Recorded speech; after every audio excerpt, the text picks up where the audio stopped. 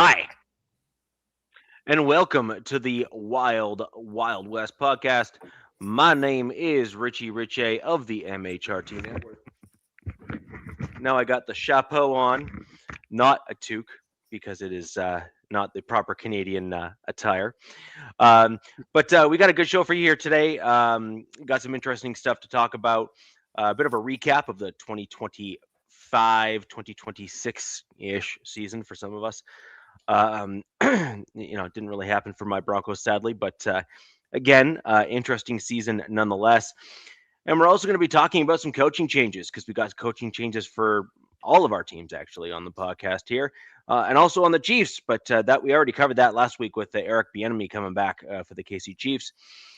Over that away is DZ representing his Los Angeles Chargers, and down below, sporting the blue, red, and white, is Navman representing his Las Vegas Raiders. And so we're going to get right into it today. We're going to start going around the table here, talking about our various topics. DZ, we'll start off with you. And we were just talking about this before the show. Yes, I do sport the Queen's English, which means that your name is DZ. And I totally respect the fact that those of you who are south of the border where I am here in Canada, that is DZ. But I'm going to stay true to the British roots here in Canada. I like the DZ. It adds a little bit. Pronounce it the right way. It adds a little bit of a cool factor.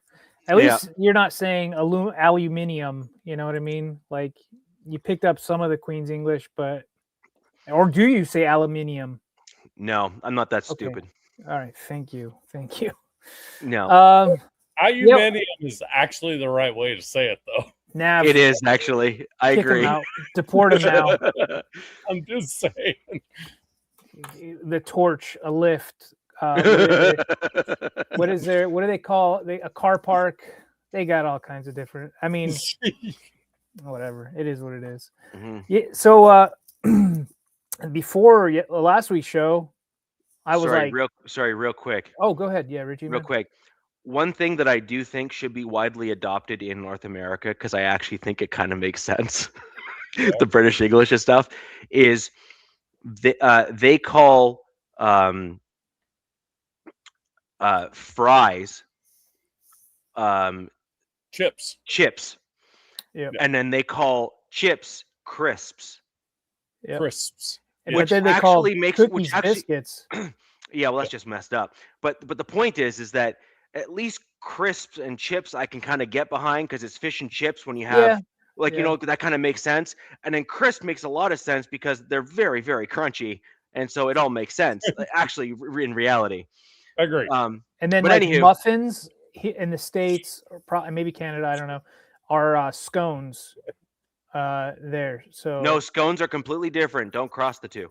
Well, that's what I'm saying. They call our muffins. They're like, "Is this a scone?" And we're like, "No, it's a muffin." Well, dude. No, because my understanding is they actually don't have what we traditionally have as muffins there. Scones is a completely separate, right? Cake-like thing. Mm-hmm. But it's not a muffin. It is a scone is uniquely different. And you come to like the States or Canada, we have both. A scone is a turnover, bro. It's an apple turnover. That's a scone. Much. Theirs aren't as sweet. They don't put as much sweet stuff on their scones like we do, like our stuff. But anyways, whatever. Hey, real quick, Ardell, good to see you, bro. The comedy has begun on the Raiders side of things. Ardell is here. I just had chicken strips tonight. There we go. And Ardell is a veteran, so it's gonna be a unique, interesting show with Ardell in the house. So, and then Big Luck, 1776. Enough said. That's awesome. Yeah. That's awesome. I love that. Change the language. I actually had ancestors fight in the Revolution. Me too. True story. Yep. That's neat. Fact. They all died. I mean, most of them, or otherwise I wouldn't be here. if all of them did. I'm just saying. You want here real quick? I know it's a sports show, but supposedly how the story goes, on one side of my family, there's two brothers. They fought. They were British sailors, Yeah. and they got captured by the Revolutionary Americans. And that Yeah. back then, if you got captured, they're like, "Hey, we're either going to kill you or you're going to fight with us." And so they were like, "Okay, well, we don't want to die. We're going to fight Right. with you guys." And I guess they did that for a while, and then supposedly how the story goes, mind you, this is a couple hundred years ago, or 250 or 200 some odd plus years ago. They 250. yeah, I mean it's their birthday this year, right? Yeah. They escaped to what is modern day West Virginia. So they Yeah. were like, "Nah, we're done fighting," and then they hightailed it to the mountains of West Virginia, supposedly. Nice. They started. You got here because they decided to go away. Yeah. Well, yeah. They were probably like, "Man, we don't want to fight. We don't want to fight. Guys. Damn. Like, I mean, we'll fight, but God, this is ridiculous." And then there's some Civil War stuff too about actually brothers fighting brothers.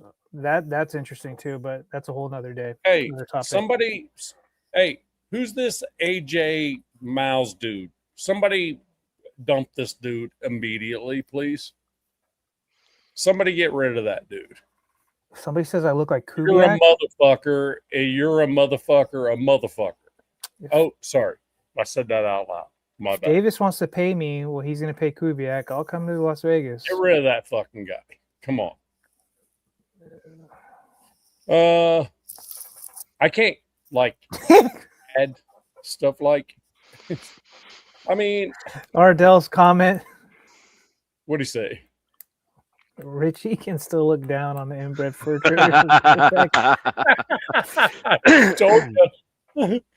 So, number one, my family are my dad's side of the family are like this, like really like rare, weird lineage from Great Britain or what is now known as England, and there has not been a male on my dad's side of the family under 6 foot for like 5 or 6 generations. They're just like enormous human beings going all the way back, like just like very, very large humans. Right. And then my mom's family is all Irish. So basically internally inside myself, half of me wants to kill the other half. That's kind of funny. If you know, you know, kind of thing. Yeah. And here's the weird part. My dad, Native American, born in the 1930s, right? So, I mean, and actually was able to get into the military. He's actually a Native American, right? Seminole, to be honest with you. Full-blooded Seminole. Now, my mother is Irish. Could you imagine those conversations before I was born? So, yeah. Maybe not. I don't know. That would be that'd be a little different. And Jack Kelly says, there you go. Yeah. So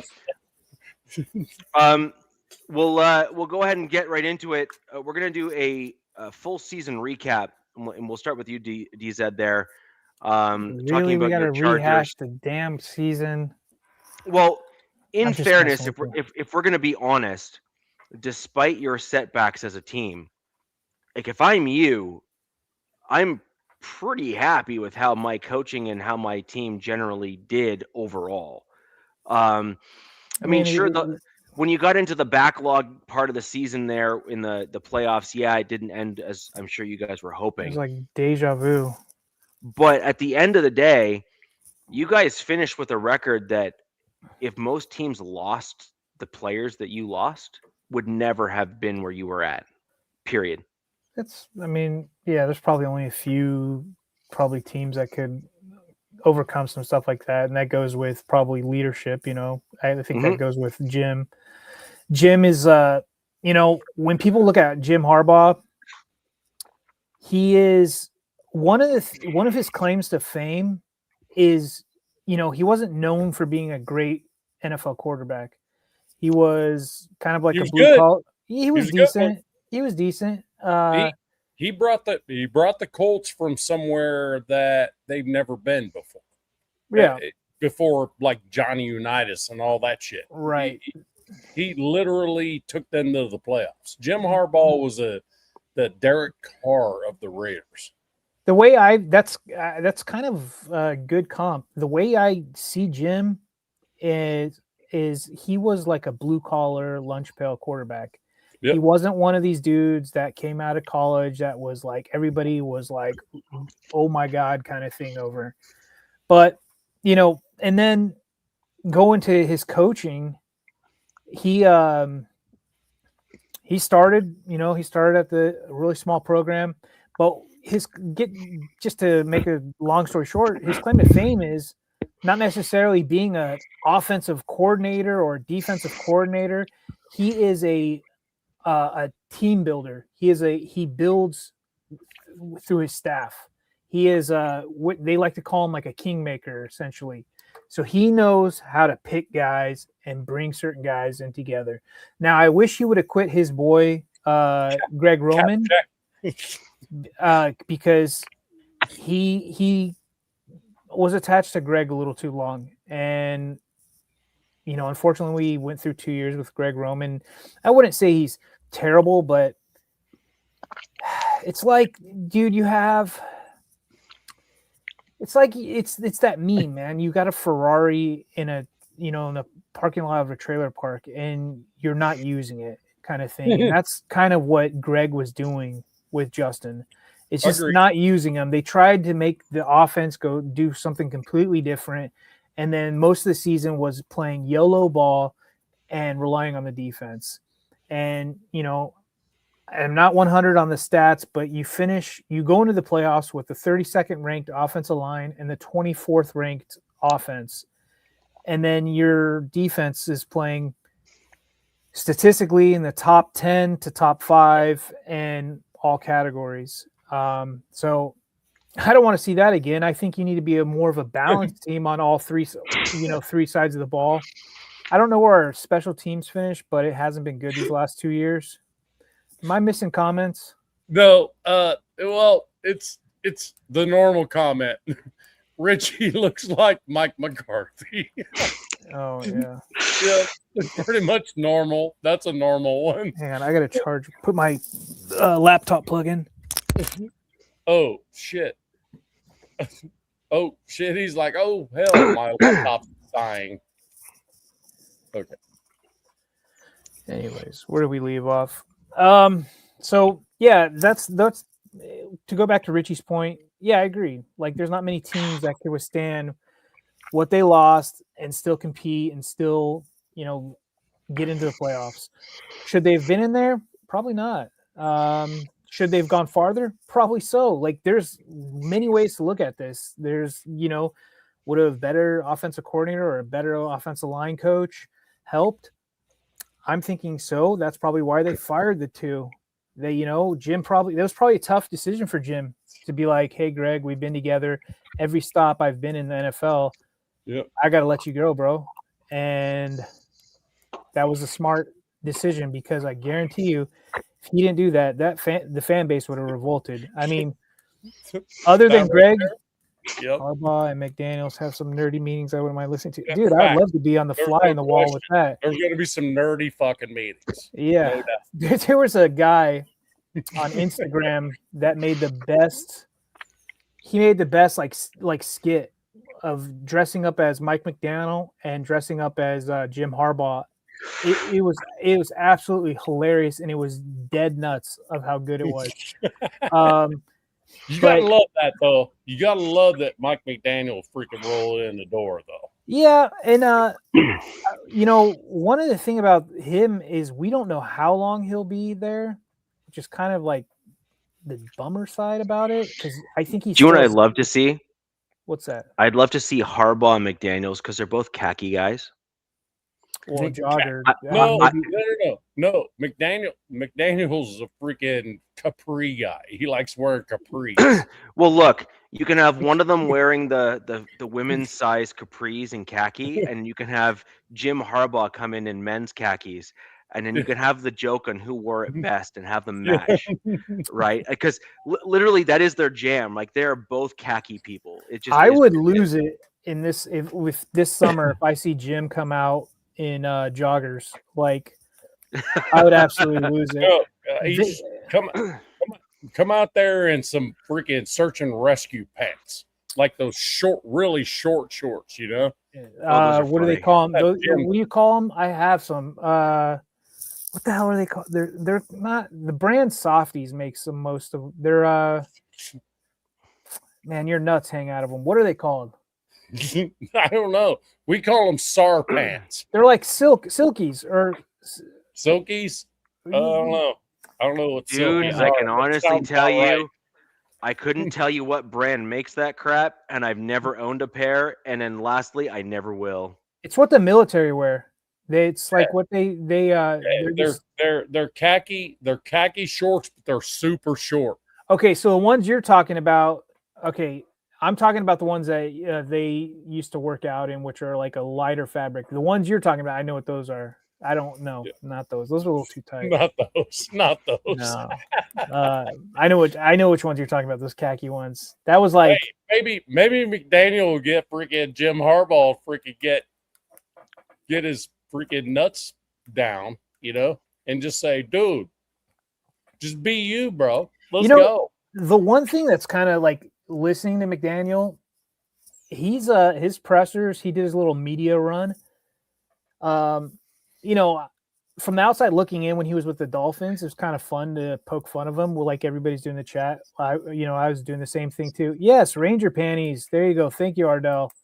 Ranger panties. That's another that's Army. That's an Army term. Yeah, all branches wear them. Ardell is Army. So I have a couple pairs of them and all colors. They're fun to work out in, especially squats, you know. Let the boys hang out. Fun to work out in? Fun? I work out at home, so I don't have, so I don't have to worry about anybody else. You're a Peloton. You're a Peloton guy. I do have a Peloton, but I'll tell you this: we have a Peloton, and I can't stand riding it because, man, it makes me sore where the sun don't shine, and I'm not a fan of that. Like, I'm like, no, I'll walk on the treadmill. Yeah, but going through all this McDaniel stuff, I've watched all his pressers. I've been really impressed by him. More impressed by his pedigree, who he's come up with, and it's surprising or not, him and Jim are very similar, like super similar in their philosophy and like what they want, like run scheme. And it's going to be interesting because they have this whole season or this offseason to work on this offense, but how they're going to marry a power and zone scheme. Because Jim said, he's like, look, man, I don't want to get rid of my philosophy how to run the ball, but I don't want you to get rid of your zone philosophy on how you run the ball. So they're going to try to marry the two, do some sort of hybrid stuff. It'll be interesting, and we'll tell a lot by with the personnel they bring over, and they're still looking through the offensive staff of who's staying and who's going. Luckily, Minter, Jesse leaving for Baltimore, he hasn't, knocked on wood. Yes, he probably would.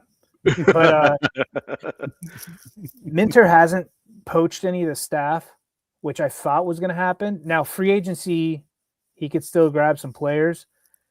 I think they have like this gentleman agreement, like, hey, I'm going to leave to be a head coach, but don't worry, I'm not going to poach the staff kind of thing, which I'm also surprised because before last week's show, I was like, oh, they just interviewed, like right before our show, they just interviewed Chris O'Leary, who, when I saw that, I was like, who? Chris O'Leary? I was like, sounds familiar. Who is that? Oh, yeah. And then 4 hours later, right after our show, they hired him as the new DC, which I think caught the fan base by surprise. But from the looks of it, this was their plan all along, which was kind of surprising. should not have been a surprise. Well, I mean, the surprise is that it's him, but that dude, let me tell you something. He's got a freaking great record. well, it looks like he's just this young up and comer. And when I mean young, he could be next season the youngest DC in the league next season. There is a guy younger by a few days or weeks who is the DC for Arizona, but Arizona just got a new head coach, so he's probably bringing in a whole new staff. So if that guy's out, Chris O'Leary becomes the youngest DC next season, which is good and bad. I mean, the dude's going to be 34. Like, I'm like, okay. Like, but then the secondary guys love him. So I'm like, I don't know, man. This is going to be interesting. He's only has 1 year of play calling, which was at a MAC school, Western Michigan, which he turned that program away in a big time. I mean, I think they were like one of the tops in defense in all of college last season. Right. And he was our safeties coach in 24. And before that, he was with Notre Dame for a few years. Yep. So it'll be interesting. And what he has said is that he wants to keep what Jesse has done, kind of, he doesn't want to, fix what's not broke, but he wants to add his own flavor. Now, I've been going at it in some of my Charger chats. I'm like, because he ran a 4.3 at Western Michigan. And I'm like, and some of the guys are like, oh, yeah, he's going to go to a 4.3. And I'm like, is he, though? Like, you change up some personnel going to a 4.3. Well, you're doing that at Western Michigan. Right. That was my point. I'm pretty sure the dude knows what cover is. Of course, he knows exactly what all the different coverages and stuff are. Well, I'm just talking about base. I'm just talking about a base, guys. Just first, second down. I'm not talking about nickel or dime or anything. Advanced scouting, but yes. Right, but the problem that you end up with is that if a coach, and this is the quirk. So, for example, Vance Joseph came in and tried to maintain the Vic Fangio style of defense when he was here. Right. And it did not work really well because he was trying to kind of like force a style that he wasn't like particularly personally comfortable with. And that is something to consider, though, DZ, as an example. Like a DC will want to run kind of what they know inside out and backwards. Right. Because then they can bring in personnel. They kind of know what they're scouting for. They know how to run it. They know the situational football behind that scheme. And I think that that's really important for you and your team and your fans to kind of consider. Is he might claim to try to stick with what Minter was doing, and he may well do his level best of doing it. But if you see a drop off in your defensive production compared to where you were last year, don't be surprised if you start seeing a shift in scheme to fit what Odell is comfortable with running. So that he can then adapt, or Leary rather, to see what he's capable of doing, and then he'll start making personnel changes the year after. Well, this is my thought, and you make good points. Every young guy or coach has an ego, right? So I'm assuming, this guy, he's going to be 34. He's going to be defensive coordinator. He's going to be taking over for a top 10 defense, these last 2 years. He's going to want to put his spin on it, his flavor. But at the same time, he is a Minter disciple. He started out, as a young GA, I think at Georgia or Georgia Tech or something with, coaching under Jesse Minter. Jesse Minter was the DC and the linebackers coach. Yep. So this is what he's come up at. And this is the same thing with Mike McDonald in Seattle. They're all pretty much running the same kind of scheme. Now they're putting their own spin, their own play calling. And he did say some stuff in the pressers. He was adamant of not wanting to give anything away. He's like, look, I'm not going to say much. Just say that, I'm not going to be changing this drastically or dramatically, which I'm concerned about because I like what Minter ran last year. Minter ran a base 3-4 hybrid, meaning it wasn't always a 3-4. They would play a 4-3 sometimes in first and second down. They would sprinkle it in because they would run 3-4 or 4-3, and that's usually on first and second downs. Yeah. And it was quote unquote a hybrid scheme. And if you look around the league, it's split up into threes. There's, 1/3 of the league runs a 4-3, 1/3 of the league runs a 3-4, and then you have a few set of teams, which is a little less than 1/3, run a hybrid scheme, and that's what Minter did, and I like that, and I think that's what they should continue with and carry it over. But now there's question marks with Odafe Owe, who we traded for from the Ravens for a 5th-round pick. He's a free agent. And then Khalil Mack, is he coming back, or is he retiring, or is he going to run it back one more year with somebody else? I don't think he's great. I don't think retiring is in Mack's future. At this we point. don't know. We don't know. It's all up in there. 7th year, 8th year. Ooh, I'm not at the top of my head. I'm not entirely sure. What Khalil Mack? I mean, anyways, but you know,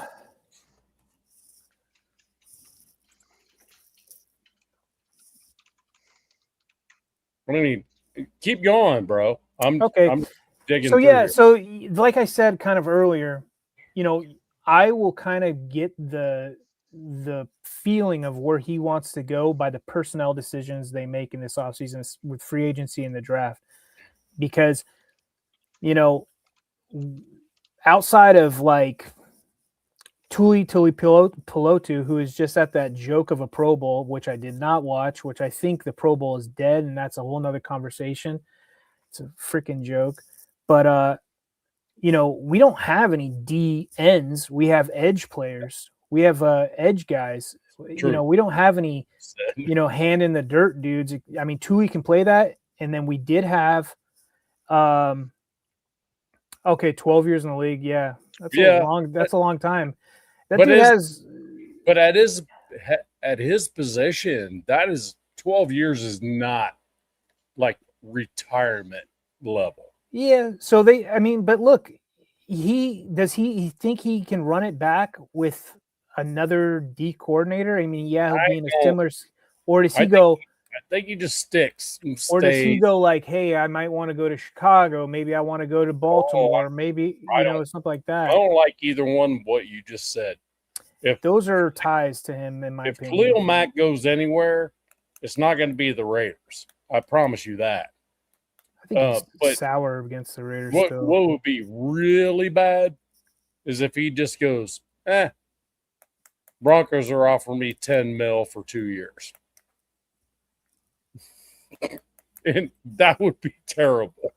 I don't think the Broncos have any free agents at their edge spot, just their linebackers. Just one.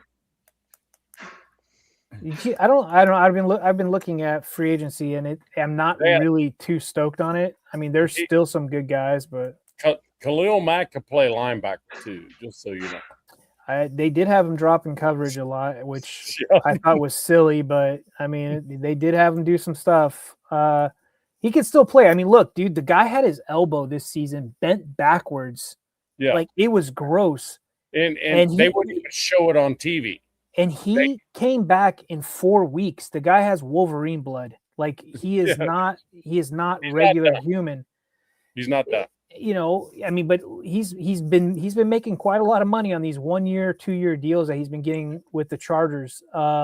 So like I said, it's going to be interesting to see personnel wise what Chris O'Leary does. They still need to get a linebackers coach. We lost Navarro Bowman. He's going to, focus on his son, who's like a top basketball player in California. So it looks like the rest of the defensive staff is going to kind of stay for the mean. That's what it looks like. But so in the chat, there's a lot of shit going up in the chat, Richie. If I'm a big fan of what's going on in the chat there. Yeah, but Singleton and Stranad. Yeah, both free agents for the Broncos. I think Singleton and Stranad, yeah. And the Broncos will probably let them both walk because they got some UDFAs coming out of the woodwork. He'll be like, "Thank you for your time. We got 3 guys over here that have been itching to play, and they'll be Pro Bowlers." I don't think Khalil Mack goes anywhere. I hope not. I enjoy him. I like his leadership, and he's not as he doesn't have that speed anymore, right? And that comes with age, but he still has the power. He could still bull rush dudes right back into the quarterback, and which cleans up for another guy.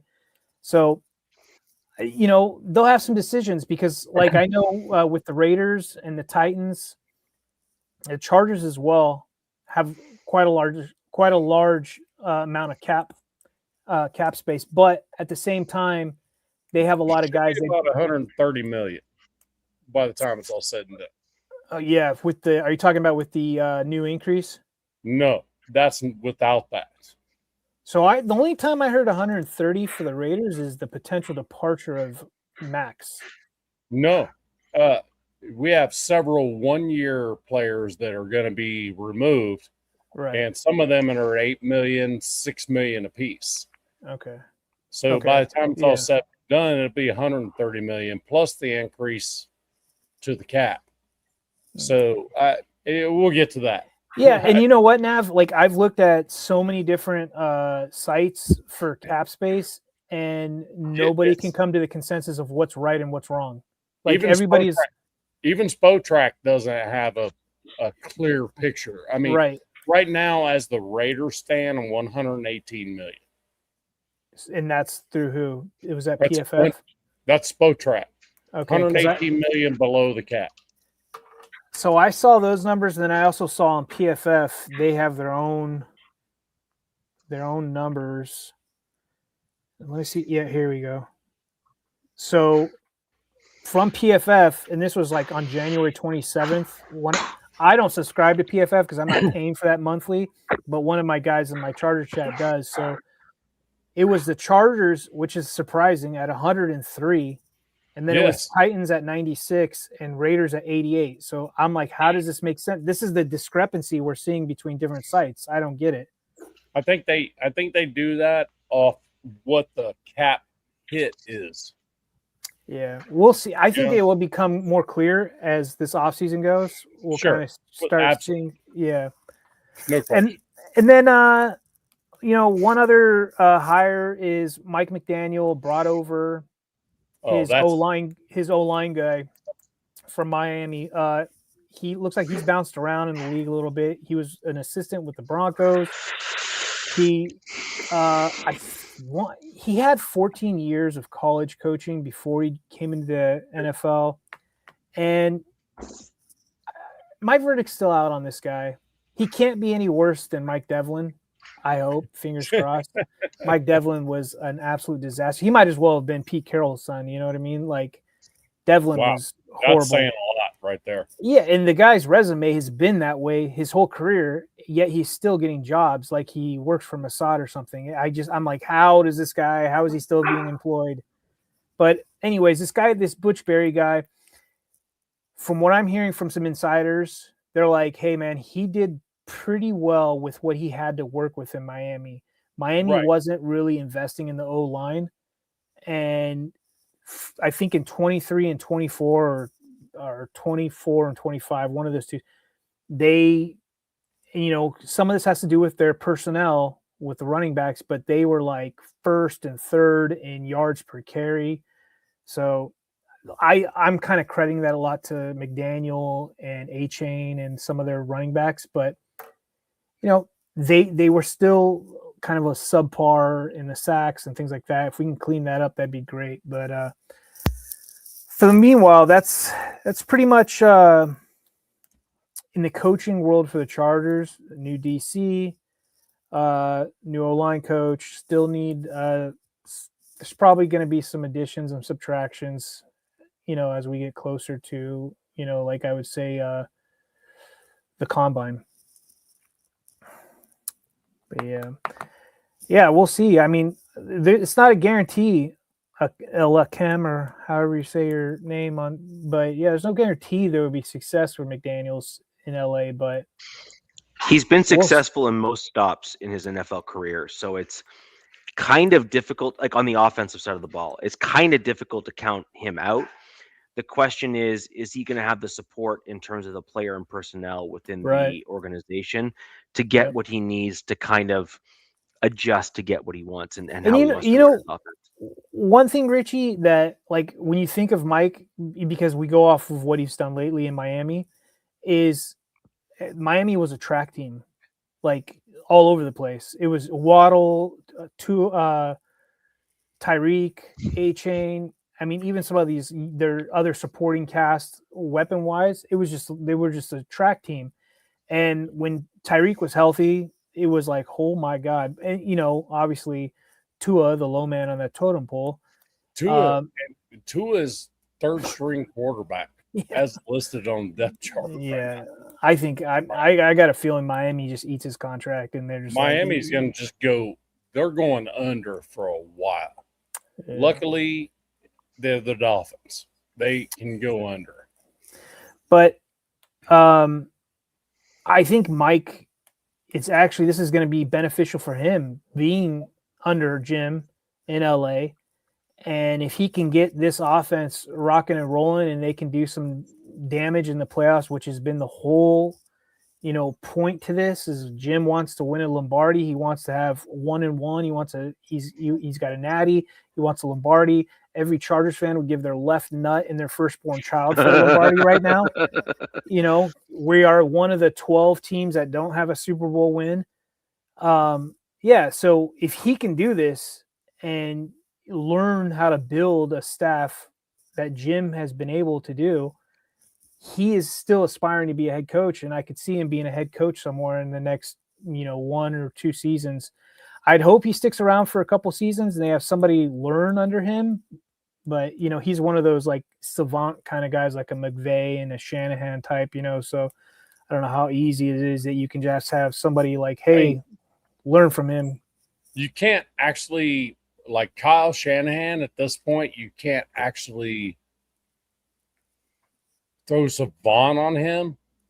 You know what I mean? I think McVay to me is kind of like one of those, like, I'm just like, every time you hear him talk ball, I'm just like, whoa. No, but, you know, I got this. I have an issue with this tree thing. Yeah, I mean, tree. Where did you come from?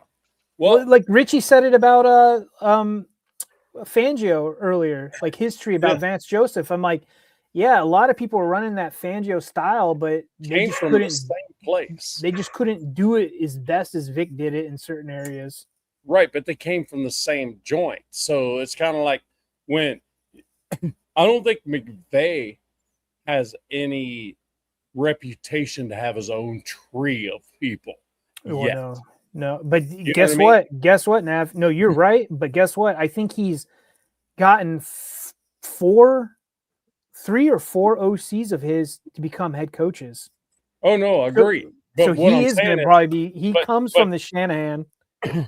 Shanahan, that's the tree. And then Shanahan is the tree. Yeah, but I'm sure Shanahan grabs some stuff from others, right? Like from whoever he was brought up. What I'm saying is that's the tree. When people are talking about trees, there's like 3 trees. Right. They're all over. Bill Walsh still has a tree. There you go. I'm just saying. I was gonna say Parcells. And Parcells has a defensive tree for sure. So what I'm saying is that when this is all said and done, and say we're, you know, look 10 years or maybe 15 years from now, we'll be like, yeah, he comes from the McVay tree and the McVay comes from this tree. We'll be doing this whole tree to tree thing kind of deal. Where does Matt LaFleur come from? LaFleur. Isn't it Shanahan as well? Shanahan. Yeah. Right. Mike LaFleur is a new head coach, brand new head coach. Right. Watch Mike LaFleur do more than Matt LaFleur's ever done in his life. You think so? I think so. Down in Arizona? Yeah. Watch this shit. I mean, it's when that hire happened, I'm like, wow. I don't know. Yeah, El Chem just said it. Hackett, them hiring Hackett I was like not a fan of that, but maybe he was their only option. Yeah, at this point, probably was. And I got a feeling they want to Hackett's actually a decent OC. He is not a good head coach. Right. I think they want to get out of Kyler same Murray. idea, right? Josh McDaniels never going to be a good head coach. Nope, but I think he's going into his 10th Super Bowl or whatever it is, 9th. Yeah, 10. Here's the other problem though, right? Is Hackett got a bad reputation when he got hired on as a head coach with the Denver Broncos. And yes, it was a disaster as a head coach. Yeah. But when you actually look at Hackett in terms of his offensive play calling, even with the Broncos when he was here, I will actually defend Hackett's offensive play calling when he was here. If you actually assess the tape in the film, the issue was not Hackett.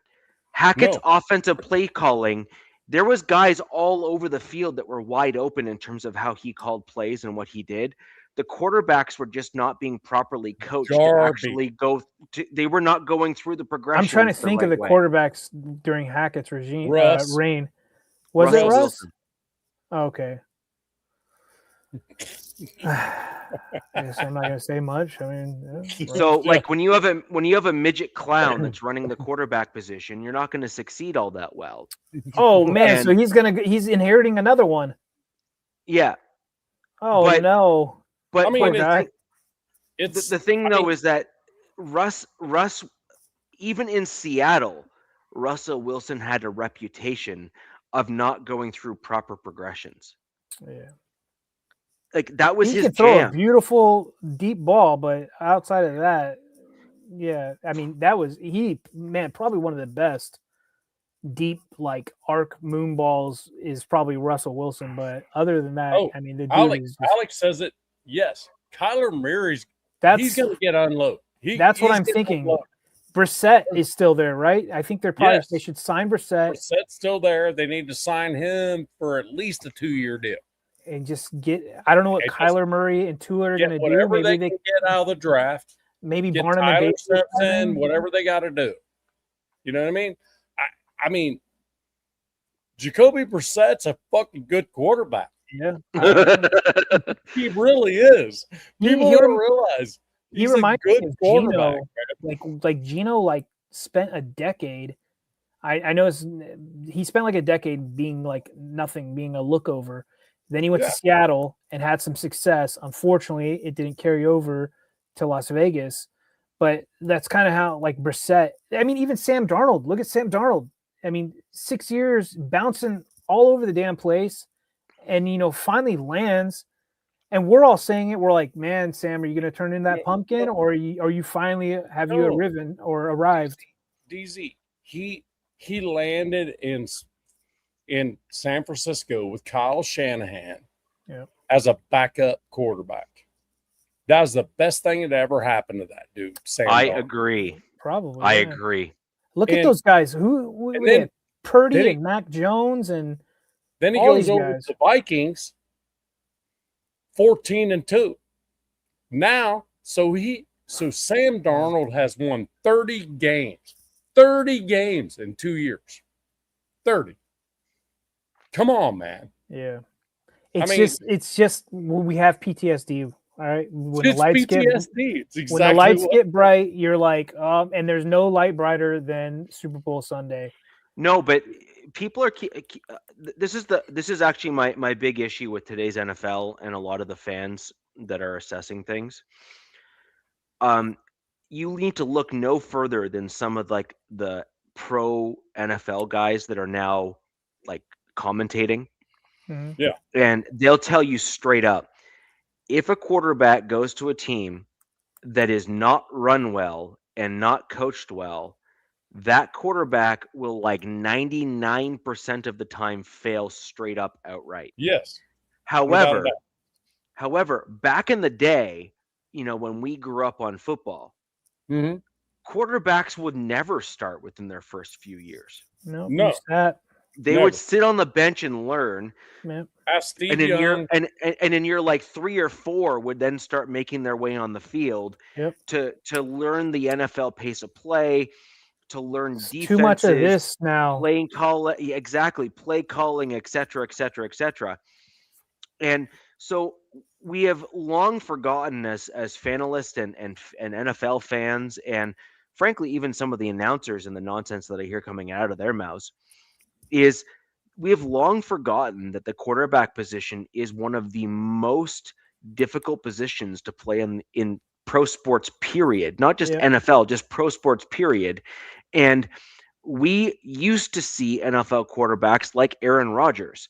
We used to see NFL quarterbacks like Jordan Love, even with I hate to use Green Bay over and over again, but they have a Favre. Right. Exactly.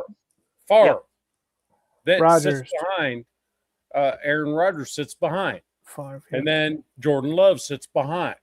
Mhm. You know what I mean? Then it's a logical. Philip Rivers sat behind Drew Brees until Drew had his, I think it was his elbow, and they were like, I don't know, man, and they took a gamble and said we're just going to go with Philip. Obviously, they drafted him high, right? I'll tell you what, if Philip Rivers, that old freaking draft debacle didn't happen, if Philip Rivers would have went to the Giants, they would have won more Super Bowls with them than Eli ever would have thought. You're probably not wrong. I mean, I'm just saying. Yeah. Philip Rivers is a freaking yes. stud. Oh yeah, look. Not only is he a stud on the football field, but he's a stud off the field with his football team that he's fielded in terms of family size.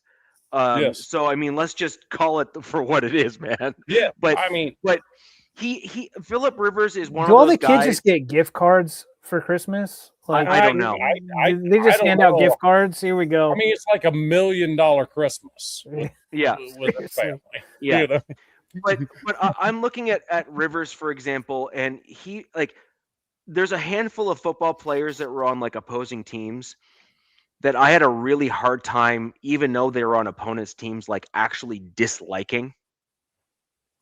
Like Rob Gronkowski was one of those guys that I had a really hard time hating, even though I hated the Patriots.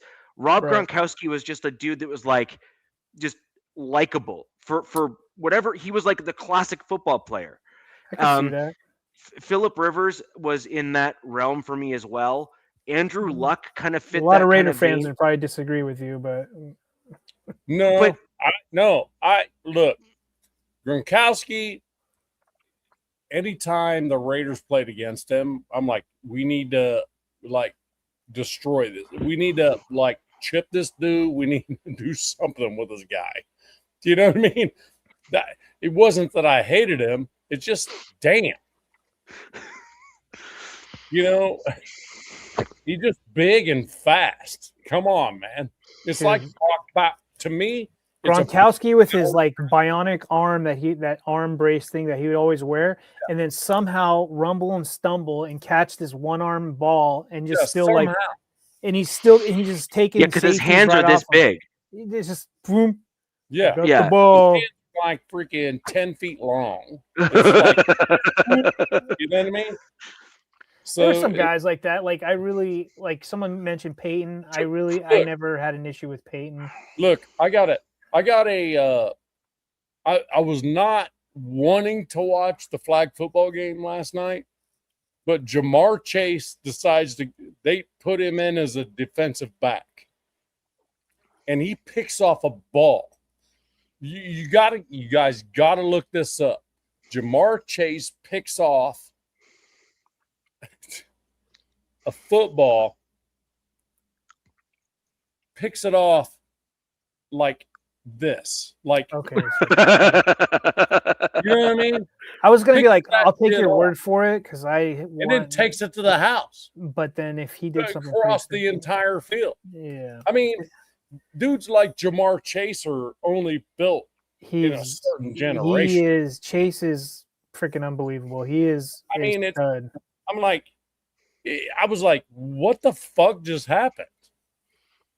You know? So I think it was shit. It was hey, somebody in the chat, tell me who the quarterback was that threw that. And they were like, what?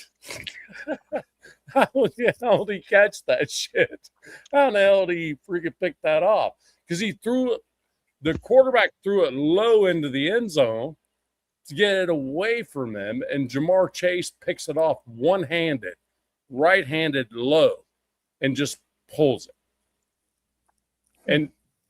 And doesn't even fall down. He runs up the field with it.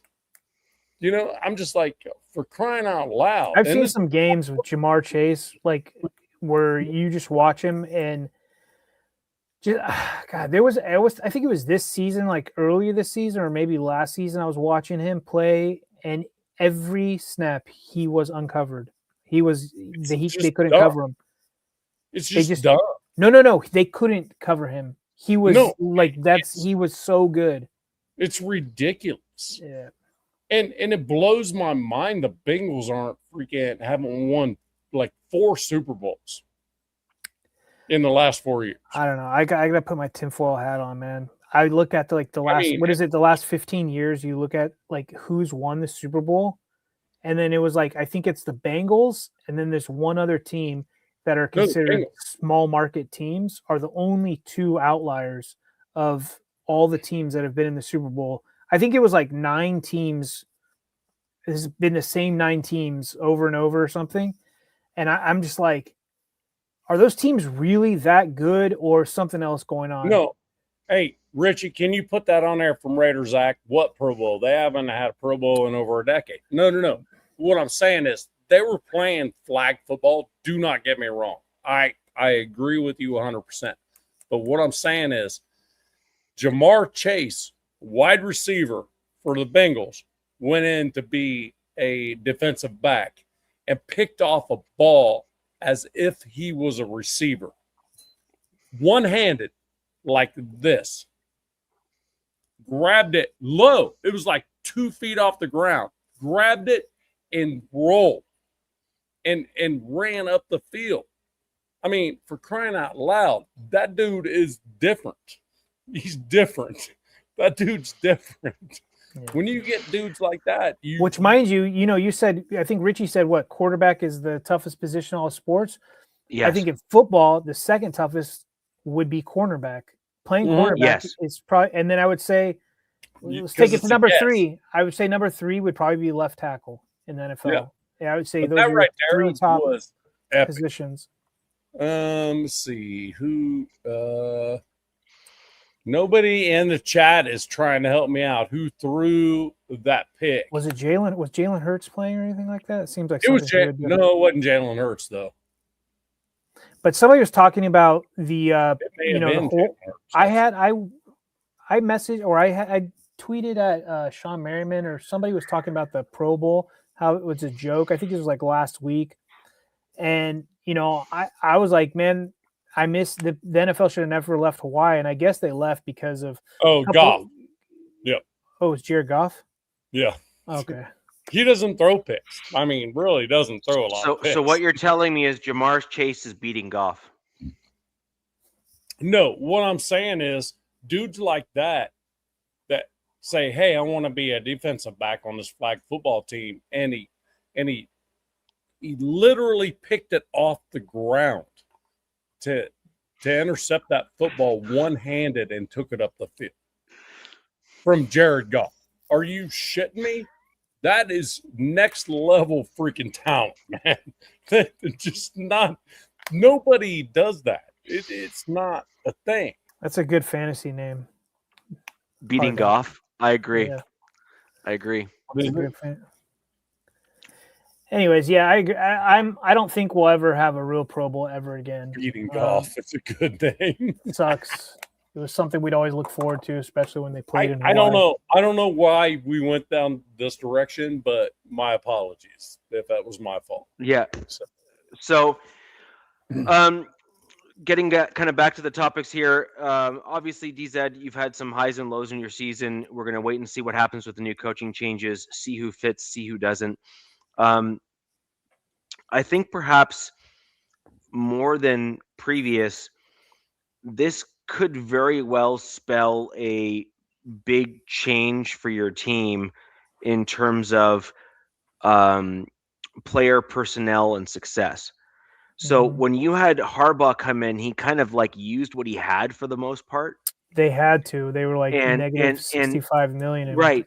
cap. And then but you guys turned it around almost immediately.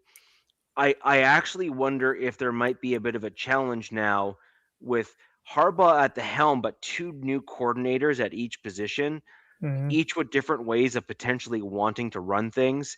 And you're now in this like potential spot where, especially McDaniels, who is undeniably a very gifted OC, and it's going to be hard for Harbaugh to kind of say that guy doesn't know what he's doing, right? Like it's just hard. Like he's proven that he is a very gifted offensive play caller, and so the question then becomes: does McDaniels' offense dovetail into what Harbaugh wants to run, or does Harbaugh gift it over to McDaniels to run it his way? That's the $1 million question, my dude. And do you have the player and personnel to run what McDaniels wants to run, etc.? Like all these different layers, right? And I actually think that you are better suited with Harbaugh and younger coaches or other coaches that were basically doing what they were told, as opposed to other guys that are now trying to make a name for themselves. So, yeah, I agree. I think what's that saying? Smooth seas don't make a good sailor, or something like that. Yeah, like there's going to be some ups and downs. There's going to be some growing pains. Yeah. I think I was kind of trying to get into it. Like we were talking about Miami, how they're a track team, and I think McDaniel kind of said like, look, that was them. That's that thing. This isn't going to be here in LA, right? Like, yeah, everybody would love to incorporate some speed on their offense. It's just a good thing to have. You can stretch defenses that way. I think this is going to be something completely different. This is going to be an offense. It's going to be unique to the 2026 Los Angeles Chargers. And we'll see if that works or not. But they want to marry some stuff together, which is easier said than done. And he said that he's going to be watching every football game Justin's ever played in to kind of see what he thinks Justin can do better or what he shouldn't be doing. But one thing that Jim said he wanted as an OC was a head coach of the offense. He wants to leave the offense alone. Like, that's your thing. Handle it. Like, we'll probably do our thing in the offseason. And then going into personnel, there's 2 theories, or there's a lot of theories, especially on the interwebs with the fan base. But people are like, hey, man, this is year 3 with the GM. You got cap space.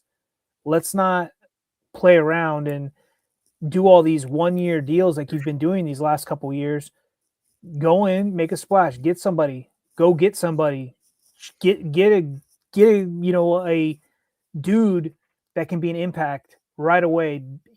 Considering this team only has 5 draft picks. Now, that being said, there's dudes that they need to re-sign. You don't want to just let them walk, but this is the Ravens West now, and they will love comp picks. So I'm sure there's going to be some guys that are walking away that the fan base will be upset about. But yeah, I know what you're saying. And 2 new coordinators. It's going to be interesting, But for one thing, the offense had to change, Richie.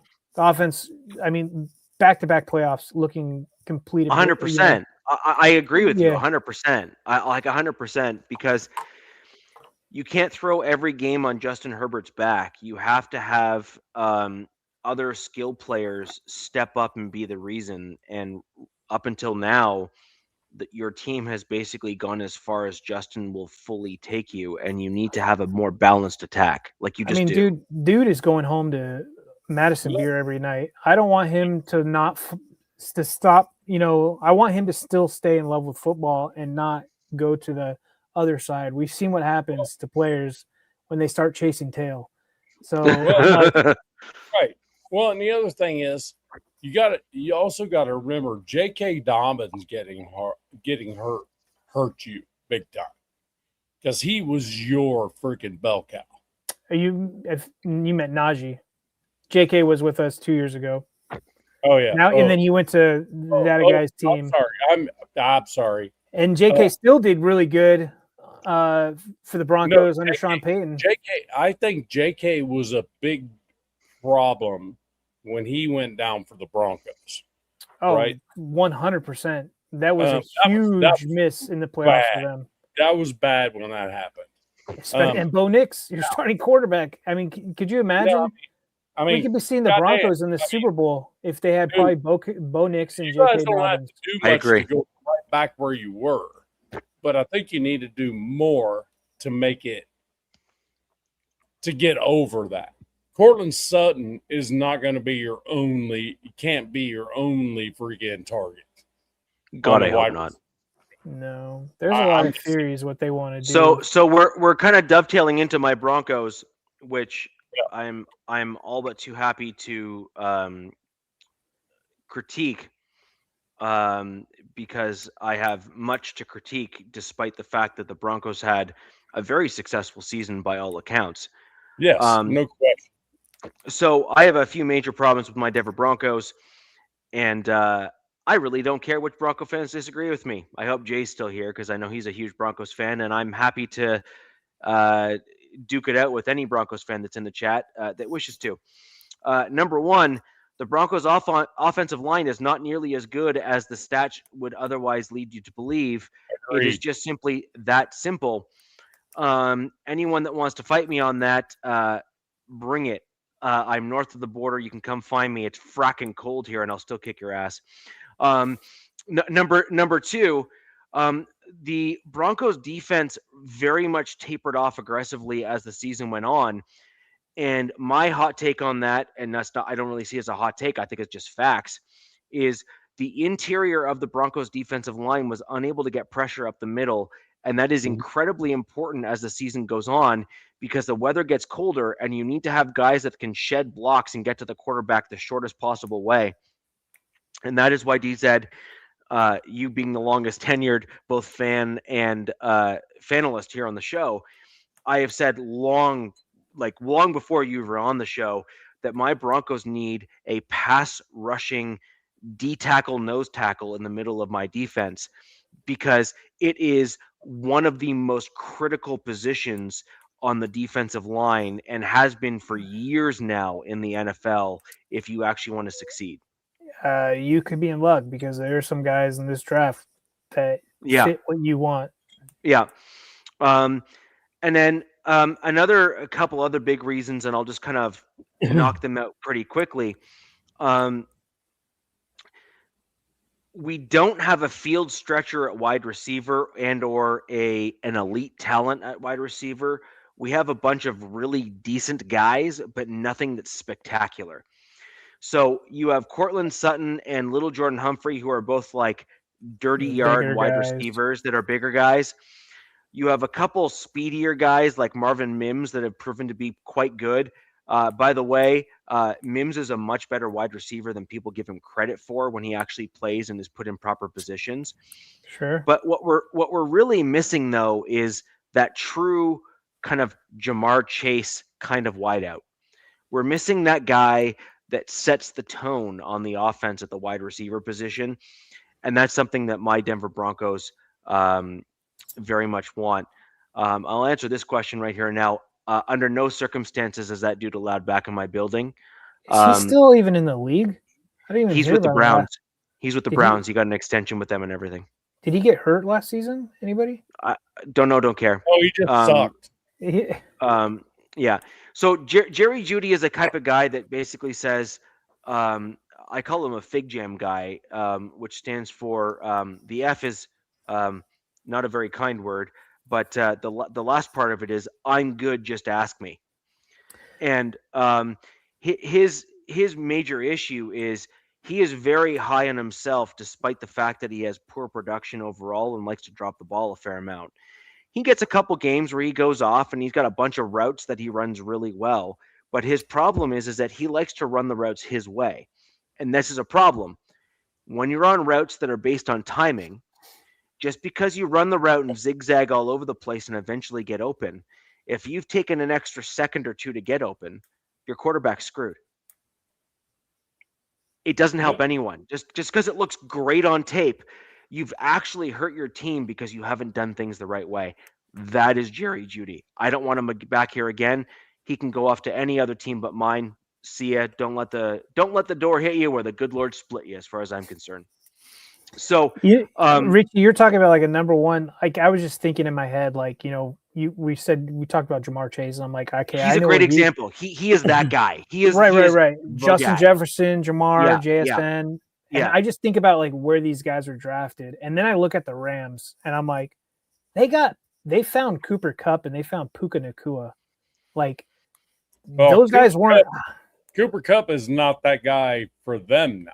No, I know, but I'm saying like he was. They found these dudes. Yeah, they found these dudes somehow. So what in their scouting or whatever they got going on. DZ, here's my problem though. We kept Cortland Sutton. I know that. Yeah, but you guys got a good deal. But I know what whatever. Saying. My point is, we kept Cortland Sutton, and when you look at Sutton and say my guy Tim Patrick, yeah, their numbers were almost identical, and Tim Patrick dropped less balls. Yeah, but we're talking about Tim's health, though, right? Can't be dropping balls. Can't be dropping your balls. No, not at all. Not at all. You do that when you're older, not when you're younger. Yep. And so the problem here is that, look, Sutton, I like the guy. He's a great teammate. He does a lot of good work on the field. He is not a bad player. This is not me trying to slam Sutton. I think he's a great guy, but he's a fantastic number two. He is that like elite number two that you want on your team for any team. But the problem is that my Denver Broncos have been trying to masquerade him as a number one wideout. He is not a number one wideout.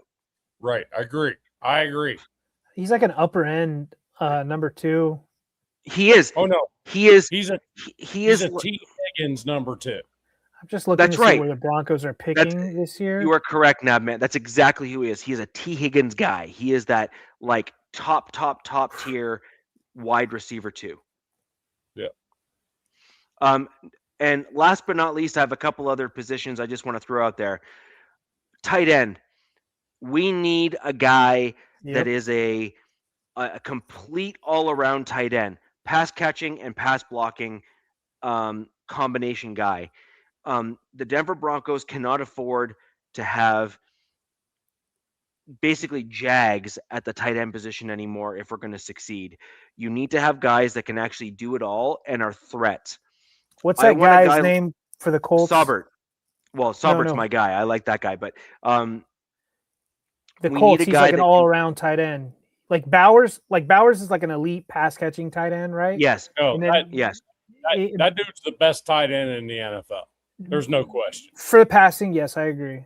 But there's the Colts tight end. What the hell's his name? Why is this? He is Warren. To me, yes. Earmuffs, Nav. To me, I think he potentially could be the number one all-around tight end in the league. No question. He is big, blocks, he can catch. Look, those are the top two, in my opinion. Yeah, they're up and coming. Right. And the Broncos need a guy like that because you don't want a tight end like Bowers, for example, who is going to be only viewed as a wide receiver. You need a Mike Mayer is what you need. You need a Mayer. You need a guy like that. Exactly. He's 100%. a yin to his yang. You know what I mean? But you're not getting. Right. And then last but not least, the Broncos are also in dire need of a big-bodied running back.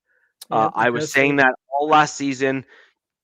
You can go back and check the tape that I'm on YouTube. Look, I've been doing this for long enough that I can't really hide what my viewpoints are anymore. They're kind of on film, as it were. I said this before, and it showed actually to be very true, especially as the season went on. J.K. Dobbins was a fantastic running back. He is fantastic. However, he doesn't stay on the field healthy, and you then need someone else that can step in that is a bigger-bodied, kind of well-rounded running back that can run routes and pass pro. The Broncos do not have Zamir White. Zamir White's who you need, bro. We had who did we bring in? Zamir White. We'll give him to you. I'm trying to see. There's some free agents coming up, and I didn't check on the running back, but you need somebody. I think you guys are bringing. Is JK under contract or is he a free agent? He's a free agent, but he's already said he wants back in Denver immediately, and he's willing to take a pay cut to do it. Yeah, so you keep him because Mhm. when he was with you guys, especially in Peyton's offense, You just do that. You still got Bidet, McLaughlin, and RJ Harvey. You just want to get that meat, dude. You want that 6'2", 250. I actually don't want Jaleel back. I think you need to let him go. I don't want Bidet back. I think you need to let him go. Wow. RJ Harvey was a decent pickup, but he continued to mess up. And he's young. He's still on a rookie contract. Yeah, though. he's young, buddy. Keep him because you drafted him where you did, and you try to develop him. But I think the Broncos need to, in my opinion, need to start looking at those smaller school guys that are gifted and talented, but are going to be overlooked, that you can get in some of the later rounds that literally transition very well to the NFL, as an example. For a good example of a dude that kind of fits the mold that I'm referring to is the Commanders drafted a guy in the 7th round. He's got a law firm style name, and I can't remember it right now. Kenneth Walker. The one that ended up taking over when Eckler got hurt. Yes. He's an example. He's an example of a guy that I wanted us to draft as the Broncos, but we went with a developmental tight end in Caleb Lohner. Now, Caleb Lohner is Krosky Merritt. Exactly. Yes. That guy. There you go. So he's an example of a guy that's a fantastic runner of the football, that is not a big body guy, but a very competent runner of the football. And you need guys like that on your team. You need guys to pick up the mantle that can kind of step in and do the thing. A great example of that on my Denver Broncos, who I actually wanted to play about half a season earlier than my team actually allowed, was CJ Anderson. If you remember that name. Yeah, I remember CJ. So that dude was like a bowling ball, and he was a fantastic runner of the football. And the Broncos delayed his progression onto the football field, but every time he saw the field, he killed it. So dude, there's some free agents, Richie. Yep. I mean, you got Breece Hall, Travis Etienne, like Rico Dowdle, Kenneth Walker. How do you say the guy from Houston, Dare Ungambawale? Like, there's some dudes that are.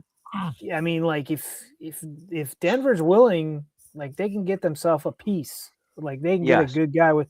But I don't know how many picks the Broncos have, but I'm sure they probably want to go the draft route.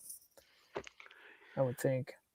Yep, and then last but not least, my number one position that I want my Broncos to go for, which is on my wish list, but I know I'm never going to get, is offensive center. This great draft, dude. So we do too, but you guys just freaking signed Waddlebagle or Wattenberg. I took your Waddlebagle. That's my name, man. Yeah, I took your deal with him, but I mean, you unfortunately extended that dude, and but this is a great draft for centers. I have a theory on him. Well, you keep him away from my team. I'll tell you that. No, I think that he's going to be moved over to guard. Oh, yeah. To replace who, though? We said that. Powers. We said that. Is Powers a freaking... We all said that. In a Powers chat. is a net benefit to my team to cut. And in terms of cap savings. Yeah. And I think that the Broncos are going to move Waddlebagle over to guard. Yep. Have him eat a couple extra bagels to bulk up a bit. And then I think, like, if I had my way, this is what I think we should do. Move Wattenberg over to guard and go draft ourselves the top center in the draft. Right. That's what you should do. Look, I agree. I think the top center this year, and I mean, I'm sure the chat will let me know. I think it's Jake Slaughter? Is that the top center? No, the one out of Wisconsin. is probably the top center. Richie, I don't even think you guys have a free agent on the Mustafa. He's a nothing burger, but I'm looking. Here's my prediction: we bring him back. Yeah, probably in camp, see if he makes it. If you didn't pick anybody else, No, but I think we're going to sign him back because he played better than Forsyth did. And I think that they're going to keep Mustafa as our backup. Well, didn't Forsyth get hurt? Yes, but he's gotten hurt every time he's come on the field for us.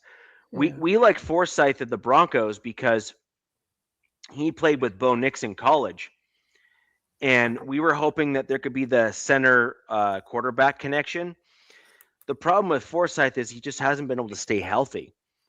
And so we brought in Mustafa, and then we had to cut him just due to roster reasons. And he got picked up by another team because we couldn't bring him back to the practice squad as a result. But we got him back in the playoffs or for the playoffs, and he killed it for us. He did very well when he needed to step in. And I was surprised. That just shows that you guys have a good offensive line situation over there because he was with us, and we're like, who the hell? What is? It was like nothing for us, and to see how he played with you guys, being surrounded by some good, offensive linemen and a good offensive coach, good scheme. Like he looked really good. Yeah, and I think Mustafa is going to be retained by the Broncos as a competent backup at center, in my opinion, for what it's worth. Okay, and I'm looking at it. So I'm thinking Nav, are you talking about? Is it Brian Parker? So I'm looking at this guy. It is, but he's not declared. So there's this guy I follow, and he's like talking about like just 8 guys that he likes, but there's a guy I follow on X that I like his opinion. He's talking about just centers: Brian Parker II, Connor Liu, Logan Jones, Sam Hecht, Jake Slaughter, Pat Coogan, Jaeger Burton, and Parker Brailsford. Pat Coogan's a no. So those are some guys that, like probably the upper echelon of centers that are probably going to go. But this is a good, if they, like Nav was alluding to, if they do declare, like you can get a good center. And that's what I'm hoping my team does because I think the top center, as Spotrac shows it, is Jake Slaughter. Yeah, I guess it's like everybody's flavor, right? Like what it shows. That's what it shows. Like Slaughter's, I think his accolades are up there, like what he's done in college. From what I got from Spotrac, number 1's Connor Liu. Why would you say the Broncos? Number 1's Connor Liu. Number 2's Jake Slaughter. Parker Brailsford out of Alabama's number 3. Logan Jones out of Iowa, which I thought was Wisconsin. And then Sam Hecht after that. The top 5 center coming out in the draft. I just think that the Broncos, when you look at what my team has done or not done, is protections have been so-so. And the Broncos overall from a aggressiveness standpoint on the offensive line have not been where they need to be if you want to go deep into the playoffs and win a Super Bowl. At the end of the day, when you see what happened in the latter part of the season and against teams that were bigger and stronger on the defensive line, the Broncos O-line was not big enough and strong enough to hold their own properly, and we very much struggled in those games. Richie, I think you guys got exposed to an extent, to some sense. Weather and the weather, and then the quarterback and the play calling, because that O-line couldn't just sit there and run the rock. Going to what you're saying, they're too light, whatever. You needed that big power gap scheme for that type of a game. But let's just say Bo was in there, and let's just say, Troy was healthy and yada, yada, right? That it could have worked then. That changes shit. It changes. Yeah. But I see what you're saying. You've been banging the table to get more of some heavier dudes up in Denver, but it just seems to go against of what Sean is about. Sean's got You- these lightweight D It's very line. It's You very need the clear big- that the Patriots have made their way into the Super Bowl in the easiest manner possible. Oh my God, yeah. And look, hats off to. But 32nd in the league. They look like a fool if they win, but I feel like they're the biggest fraud team in the Super Bowl I've seen in a long time. Are the New England Patriots this year? There's really not much there. So my prediction is going to be very similar to what the Broncos had against the Sea Chickens in the playoffs in the Super Bowl. Oh yeah, I remember that game. So my prediction is that the Seahawks are going to just demolish the Patriots, and the reason for it is the Broncos' defensive line was playing kind of one hand behind their back because I think Vance Joseph counted his chickens before they hatched and thought he was going to get himself a head coaching gig again. And he didn't properly game plan for the Patriots to get proper pressure against Drake May. The Broncos played well on defense. Don't get me wrong. The defense was not the reason why we lost that game. It was the offense, generally speaking. However, the defense could have really forced Drake May into more issues and turnovers if the Broncos defense played in full blitz style packages where they just absolutely slaughtered them. And we dropped the ball on that. And frankly, Vance Joseph is known for blitz packages and we just didn't run them. So and that kind of goes into what the Patriots have done this year, which is they have Vrabel, who is kind of that linebacker guy, who's kind of the hard-nosed football style coach. I think he's won 3 out of 4 Super Bowls he's been in. He plays football the way that I think football should be played, which is like through the trenches and getting to the quarterback and protecting the quarterback as best as you can. And in my opinion, the Patriots have turned the corner the way that they have because of that mentality and that way of playing football. The Broncos are trying to play too cute. They're trying to play like we're going to outsmart you. And that will work to a point until you find another coach on the other side that's just better at it than you are, which is going to happen whether you like it or not. And then the only way you can win that game is if you're more physical than the other team. And the problem is that if you don't have the physicality on your team to actually do the thing, you're not going to win those games. The Broncos are not physical enough in terms of size-wise to win those types of games. And that's what I want for my team. Richie, do you think Sean and your GM or whoever kind of go like, man, we kind of got bullied a little bit. Do you think they kind of go, let's get some bigger personnel in? Yes, George Payton is one of my favorite GMs in the league. I think that he has controlled Sean Payton to not make stupid choices. Because Sean Payton got the New Orleans Saints in a bad spot. And I think Sean Payton has learned a little bit from his time in New Orleans, where he realized that sustained success needs to come from being having more adaptability, and not just simply demanding your guys get massive extensions. I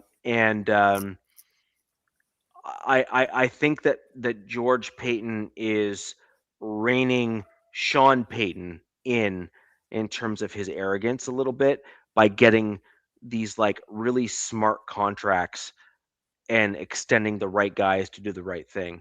So like Malcolm Roach was a fantastic. So far, he's done 2 guys for you that you're not a big fan of, and that's Wattenberg and your Sutton. Sorry. Well, I think that those are Sean Payton guys. So I think a GM is going to capitulate a little bit to the head coach just to appease the guy. Yeah. And I think that a guy like George Payton is like, re-sign Malcolm Roach, keep Zach Allen, like those sorts of guys and those sorts of players. And I think that's important. And I think that ultimately that the Denver Broncos, I mean, they could prove me wrong and try to go after him as well. But I think John Franklin Myers is going to be kind of the sacrificial lamb to get comp picks. Hmm. And I think that we're then going to try to go after a draft pick to get a pass rushing and or pressure getting interior D lineman. Your free agents are going to be hot commodities. Yeah, they are. Yeah, they are. Because people always want to go after. They go after winning culture, winning stuff, winning teams. I mean, there's some guys on that team I'd like, but we'll see. I think Stranad is going to let walk. I think we're going to let him hit the dirt.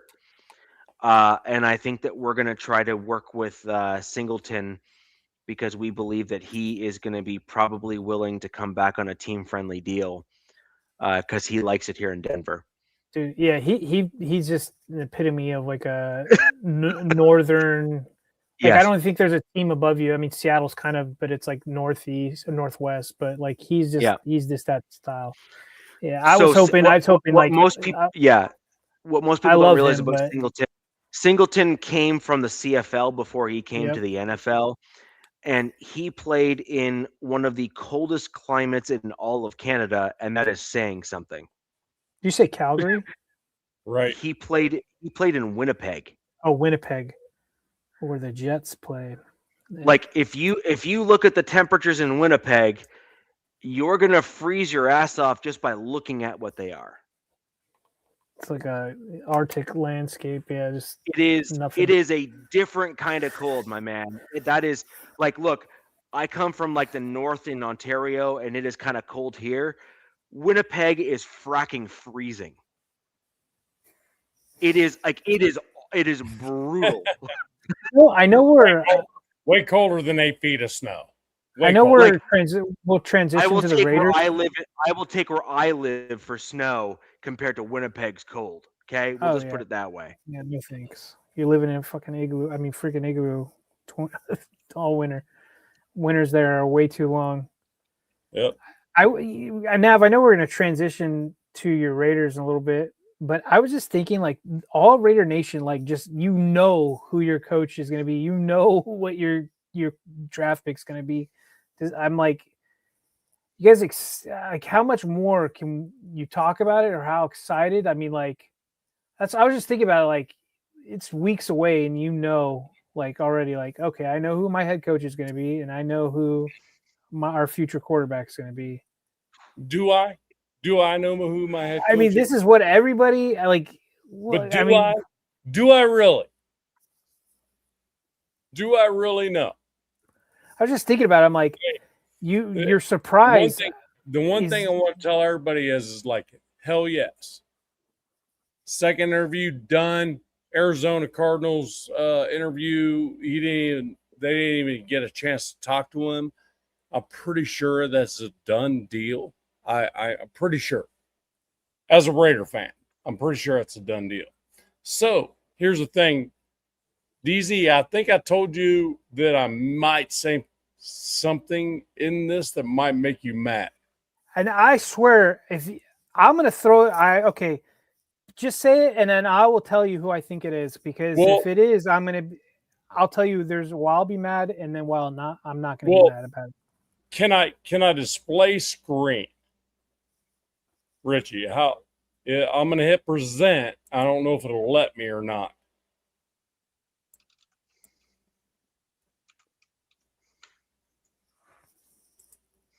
I think it does allow me. It's up to you. That's not. Now you have to put that on there.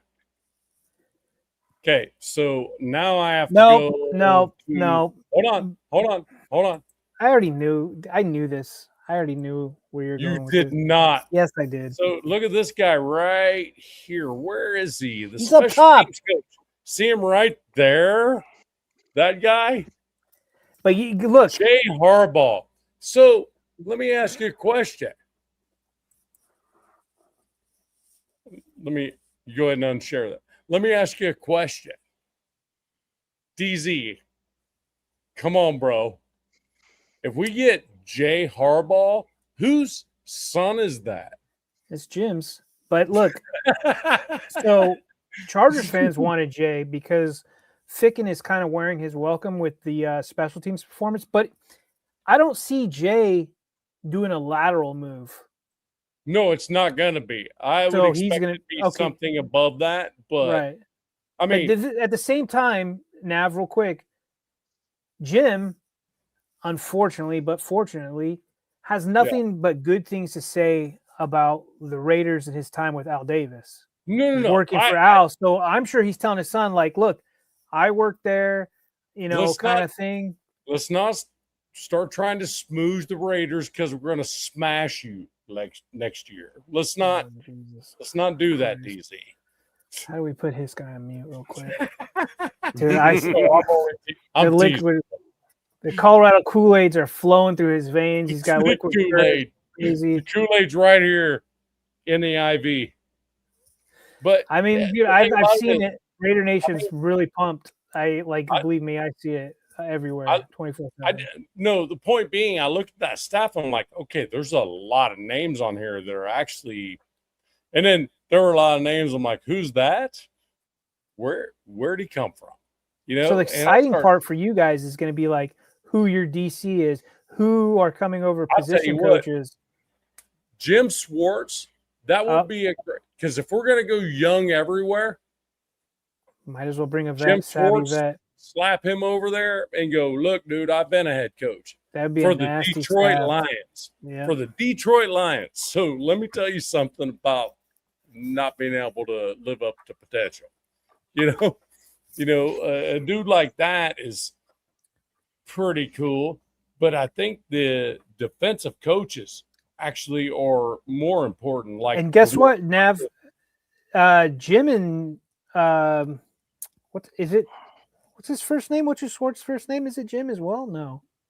What's that? What's his first name? Schwartz's first name? Richie? Jim. It is Jim. Yeah. Jim the Jims Schwartz. don't like each other. The Jims, Harbaugh and Schwartz don't like I understand. each other. How cool would that be? That's what I'm saying. It adds some little more spice, a little more dash of the wash your sister sauce into the No, they're not fans of each other. The infamous, what is it? The infamous handshake or whatever. Yeah. Then if you get Jay Harbaugh as a special teams coach or above, in the building, then that's interesting. He's going his uncle's route. Yes, Jay. He's going like special teams. John went the other way. He went special teams to head coach. Yeah, so I'm wondering if Jay. No, Jay's defensive. Well, no, he's special team for the Seahawks. No, but I mean, he's a defensive side. But I'm saying, what would be his next promotion? You know what I mean? No, that's what I'm saying. Jay Harbaugh, his side of the ball is defense. Okay. On the special teams, the special teams coordinator. So, so what would be his role? I don't know. Probably linebackers coach, more than likely. Linebacker. I'd have to dig into Jay. Depends on what the reality would be. It would be a staff thing. If Kubiak says, I can't live without you, you're coming to the Raiders with me. That type of deal. But then at the same time, I could see him staying with Mike, and maybe get I don't know. We'll see. Who knows? What I'm saying is that dude's on the staff with Kubiak. Just depends on. I don't say they're like hanging out every night and having a beer together. That type of thing. All I'm saying is that Kubiak's about to be the Raiders head coach, and he's going to look around in that Seahawks building, whether he likes it or not. He's still looking. He's kind of he's definitely bringing some guys over because it's going to be promotions for them. But if you look at it, so if you bring Jay Harbaugh to the Raiders, that's kind of I mean, you know that's going to make the like the NFL broadcasts, right? Like Jay Harbaugh on the Raiders, blah blah blah blah blah. Yeah. They'll be so stupid about it. It'll be ridiculous. So, Nav, I just want to quickly make a quick comment just about Winnipeg, real quick, to give you an idea about Singleton. So, to put things in perspective for all the American audience out there, which is the vast majority of us watching the show. You mean the Southern America from your part of America? Yeah, you guys are part of North America, Richie. I'm part of North America, but the southern part of North America, where you guys are used to balmy temperatures and whatnot. Yeah, and they're probably already freaking getting a tan right now. Yeah, so to put things in perspective, on an annualized basis for at least about a month in Winnipeg, it will hit minus 28 degrees Fahrenheit. Okay, just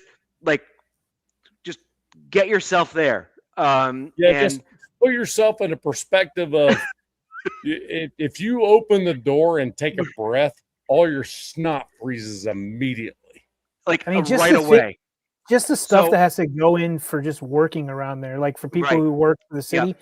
Everything needs to be on heaters. All your diesel trucks need to be. So I'm telling you right now that there's an ongoing thing in Winnipeg where folks will go out with a bucket of water and they'll throw it up in the air, and before it gets the arc back down, it's frozen.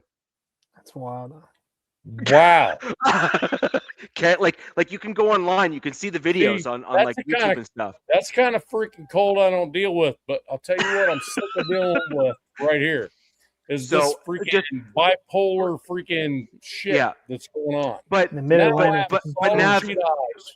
Nav, this is what I'm trying to like let everyone know. Like Singleton, he played football in that weather. Yes.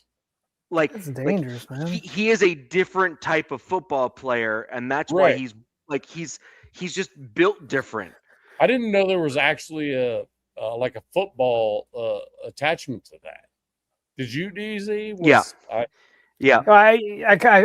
look, I've been with this guy for a minute, so I kind of get what he's getting. Right.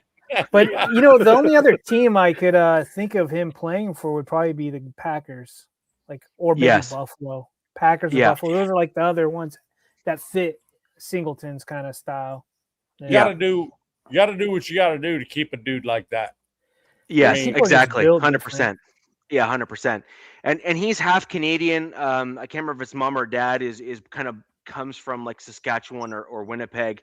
For those who don't know, Saskatchewan is equally as balls cold as Winnipeg is. They are. Which one's the forgotten province? I feel like one of those is like the forgotten province. Saskatchewan.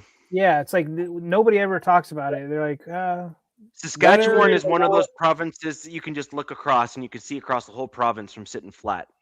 Okay, so it's like Kansas for us down here. Where it's just like that area. For those of you that don't know geography at all, if you just go to the very top of the earth and you just grab Antarctica and throw it on top of North America, that is how cold it is there.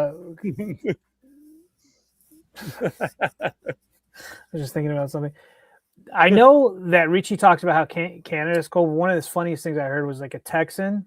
My mom was born in West Texas, and I asked him, I'm like, does it get cold down there?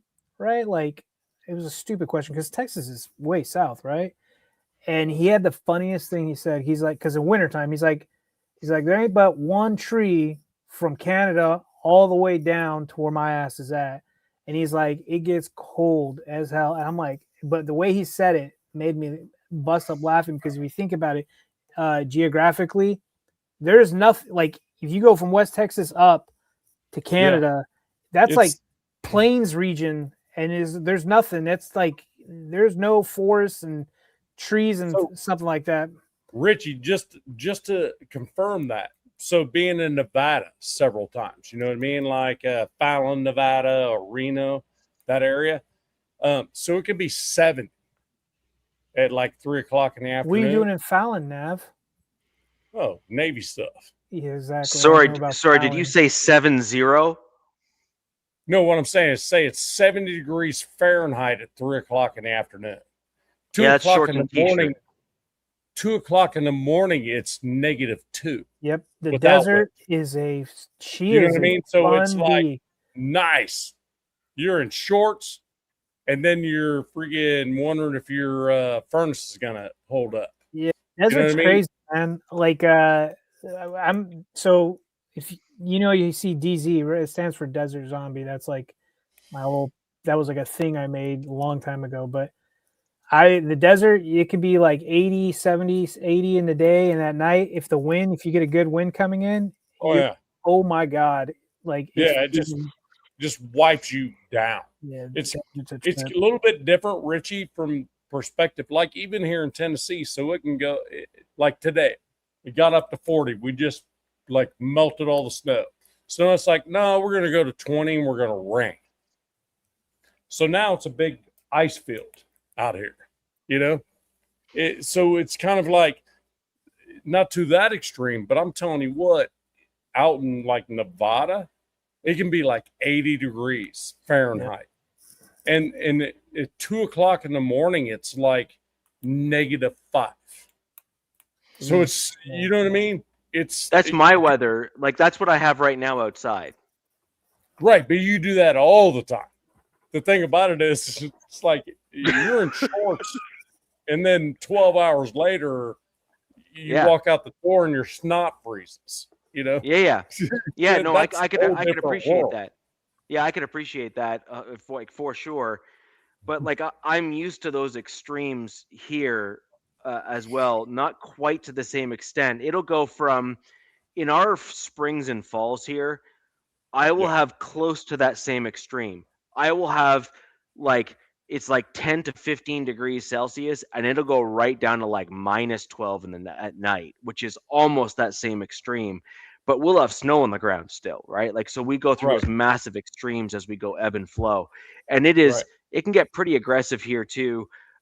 We call that pothole season because that's what just pops the roads, right? Because we get all the snow and stuff, just destroys and the it road. it just rips up the road like nobody's business. Yeah, I was just thinking like we have like some like opposite. We just call it false springs. Like, oh, spring's here, just kidding, and then it snows again and it's cold for. Oh, we have that. Yeah, there's no question. But no, now if you're right, like the desert, Tim, like I've never been to Canada, and I can imagine it's way effing colder. Obviously, like just dangerous cold, right? But the most extreme is definitely deserts. Like deserts in fall or winter, like. You can be there in wintertime, 75 degrees, and it's great. You're out hiking, and then at night it drops and you get hypothermia. It's just crazy. Yeah. I mean, the Sierra Nevada mountains have more fatalities than any other. That's where everybody goes to go hiking, and they're not prepared. Challenge accepted. Yeah. No, I'm just saying they have more fatalities on hikers than anyone else. And my wife will tell you, I heard you. Challenge accepted. She runs a hiking group. She's like, that is the most dangerous mountain range in the country. Here's why. I agree. Let's go. You guys, then it's -20. I know we're a sports show, but do you guys watch YouTube shows like on your off time or no? Yep, all the time. Yeah. So you guys should watch the guy Truck House Life. Truck House Life. Do you guys know about that? Yeah. No. He drives an OBS Ford truck with a cabin on the back, and then he had his girlfriend get the similar truck, and they drove from Florida to his house in Alaska. And in Canada, in no man's land between the borders, she flipped her truck, and it was -42 degrees. -42. -42. Nobody would help. He had to winch her back down. Like it was. Look up Truck House Life. And watch some of their episodes. It is insane. That's what Canada is like. It is so like you can ice skate on the roads because there's no point in plowing them or doing anything, or it's too much material to even do it. Right. Yeah. You'll wreck the plow putting the salt down. I mean, you know what I mean? I mean, I think up there they throw sand down. DZ, to your point there, I think I said this to both of you in a private chat. About a week ago here, maybe a week and a half ago, they pulled the plows off my roads. Yeah. Yeah. Oh, yeah. I remember you saying that. And I was like, what? And then you Like it's just as in they pulled the snow plows off the roads. Like it was too dangerous for them to go out. Yeah. yeah. There was Yeah. too much snow and too much blowing snow. It was too dangerous.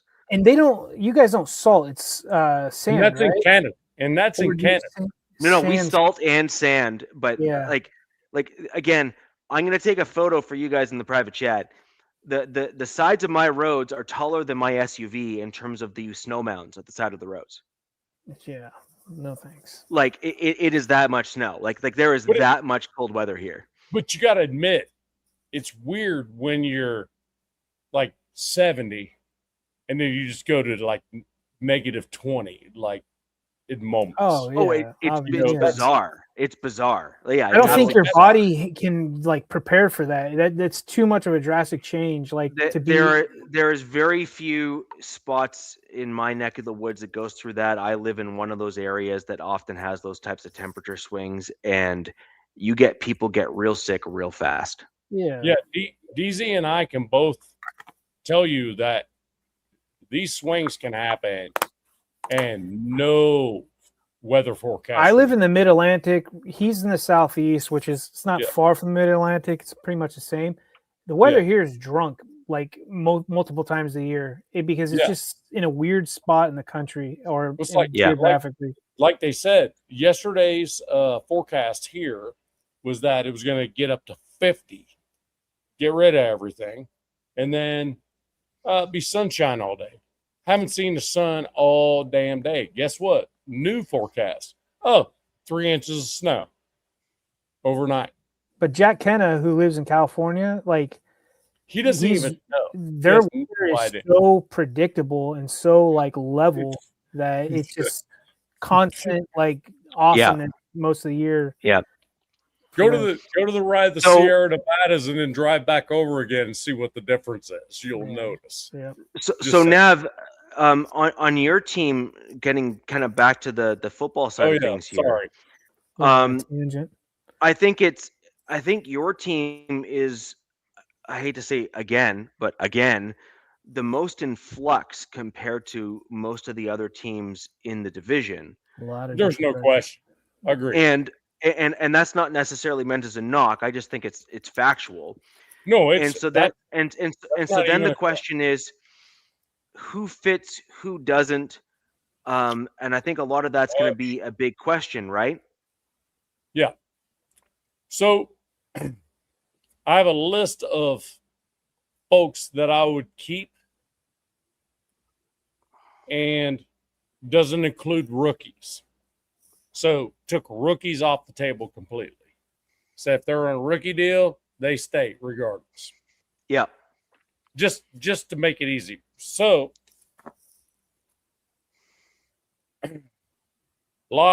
Raider fans are going to blow me up on this. I think we're keeping Colton Miller just because he's the left tackle and he's had a lot of time to get actually healthy. Okay, yes, he's a little bit older. Got it. We're keeping him. Okay. On the offensive line. Everybody else is on rookie deals. Oh, wow. Oh, wow. Every single one of them. That would be a possible starter as a rookie. Other than him. On rookie deal. So I'm good. Colton Miller. That's it. That's all I'm keeping.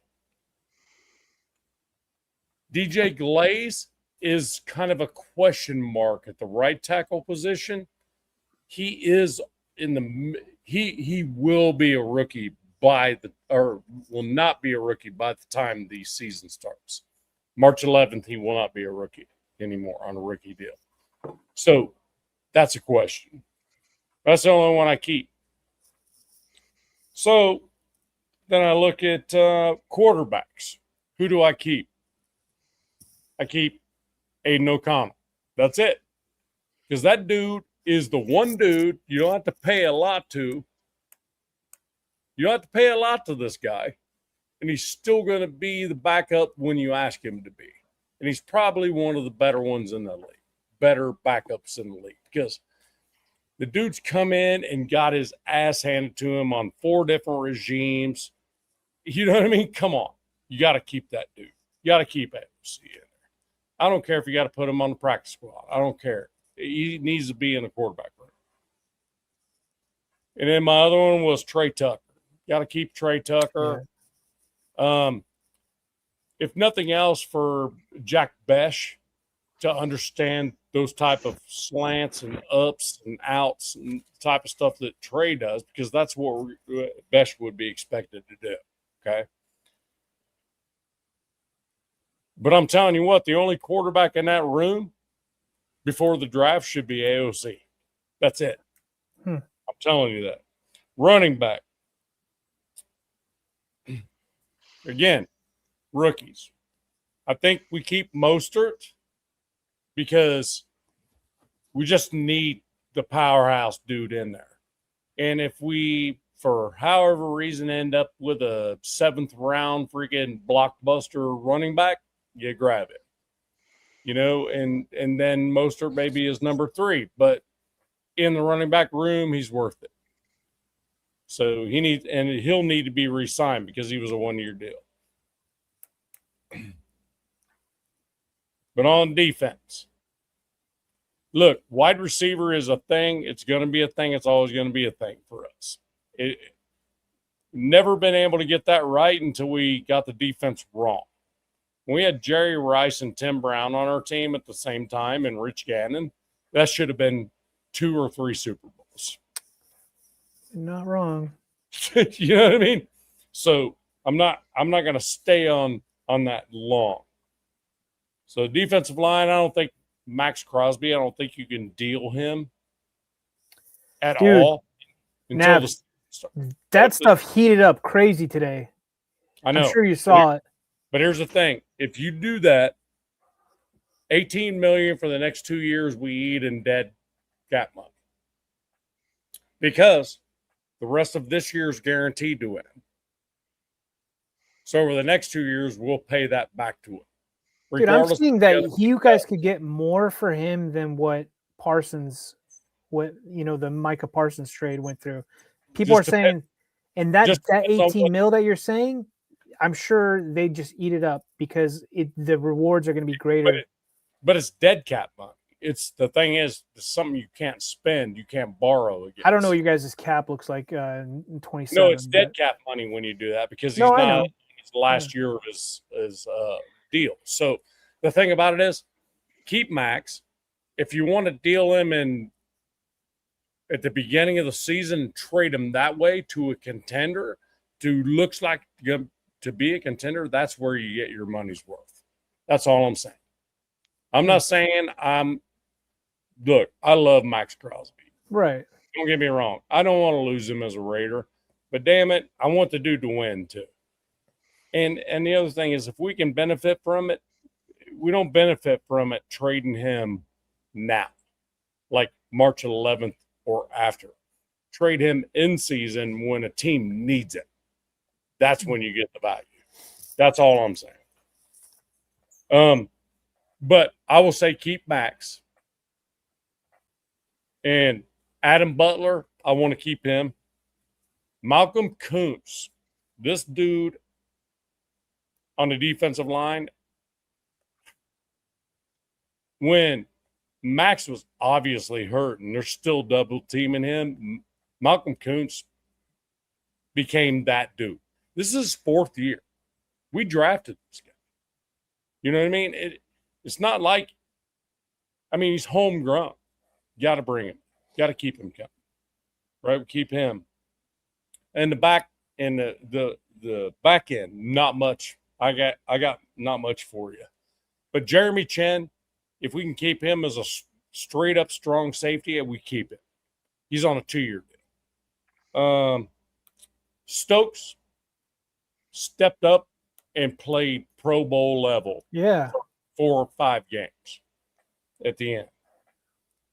Palomau, again, drafted him. He's just now coming out of his rookie contract, so keeping that one. And one linebacker, only one linebacker I want to keep. That's Jamal Adams. That's it. Really? Get rid of all of them. And that is only I just listed every single player that is not on a rookie contract I want on this team. And you guys have a lot of cap and a lot of picks, and you could, and then so there's a lot of stuff, a lot of ways for you guys to skin a cat, essentially rebuild this team. And it's probably going to be a multi-year process, like it's been with Richie's team, with my team. It takes a few seasons. I actually I've been looking into Kubiak, and especially with you guys say like the potential of getting Mendoza. Yeah. I like the schemes he runs and relies on for a young quarterback, because I think it'd be a huge mistake for say the team drafts Mendoza, right? We saw the success he had with Indiana. Right. But it would be a huge mistake to have him be like, all right, man, throw the ball over the yard, right? Rock and roll. I think Kubiak's plays a physical zone style run offense. My bad. A lot of play action, which is going to be great with your tight ends that you guys have. Yep. So I think that, we were talking about it earlier in the show with free agency and a running back. I see a potential for the Raiders getting a big name running back. If in free agency, spending up, getting like a dude like Breece Hall or something. That's what I was gonna say. Breece Hall is probably their target. And you pair him with Genty, and they kind of do that tandem thing. But it's crazy talk to do that, though. I mean, at this position, at this moment in time. Well, you're going to be wanting to lean on the run. Agreed. You're going to lean on the run for that first season. You're going to let him get his feet wet. I agree with you. Then you just hold on to Mostert, who's a bruiser. I mean, who said it? Raiders Zach. I mean, he's 33. He's getting long in the tooth. Yeah, but we're not trying to go to the Super Bowl next year. No, I know. I got you. But you understand my point? Yeah. I mean, the thing about it is, it's like, you think about it, if you want another running back to get in there, you keep Mostert, just give him the same contract he already has, like just a $1 million, like a 1 year, $4.5 million for a year. I mean, for crying out loud, give him that.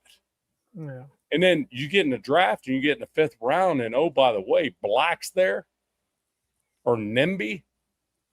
No, wait, Nimby's going back to college. Never mind. I mean, so you're just like, yeah, I see what you're saying. You made a good point. You made a good point about that. Maybe it would be like next year. I don't know what free agency looks like next year, but like you're like, okay, why would you swing for the fences year one? I'd be big.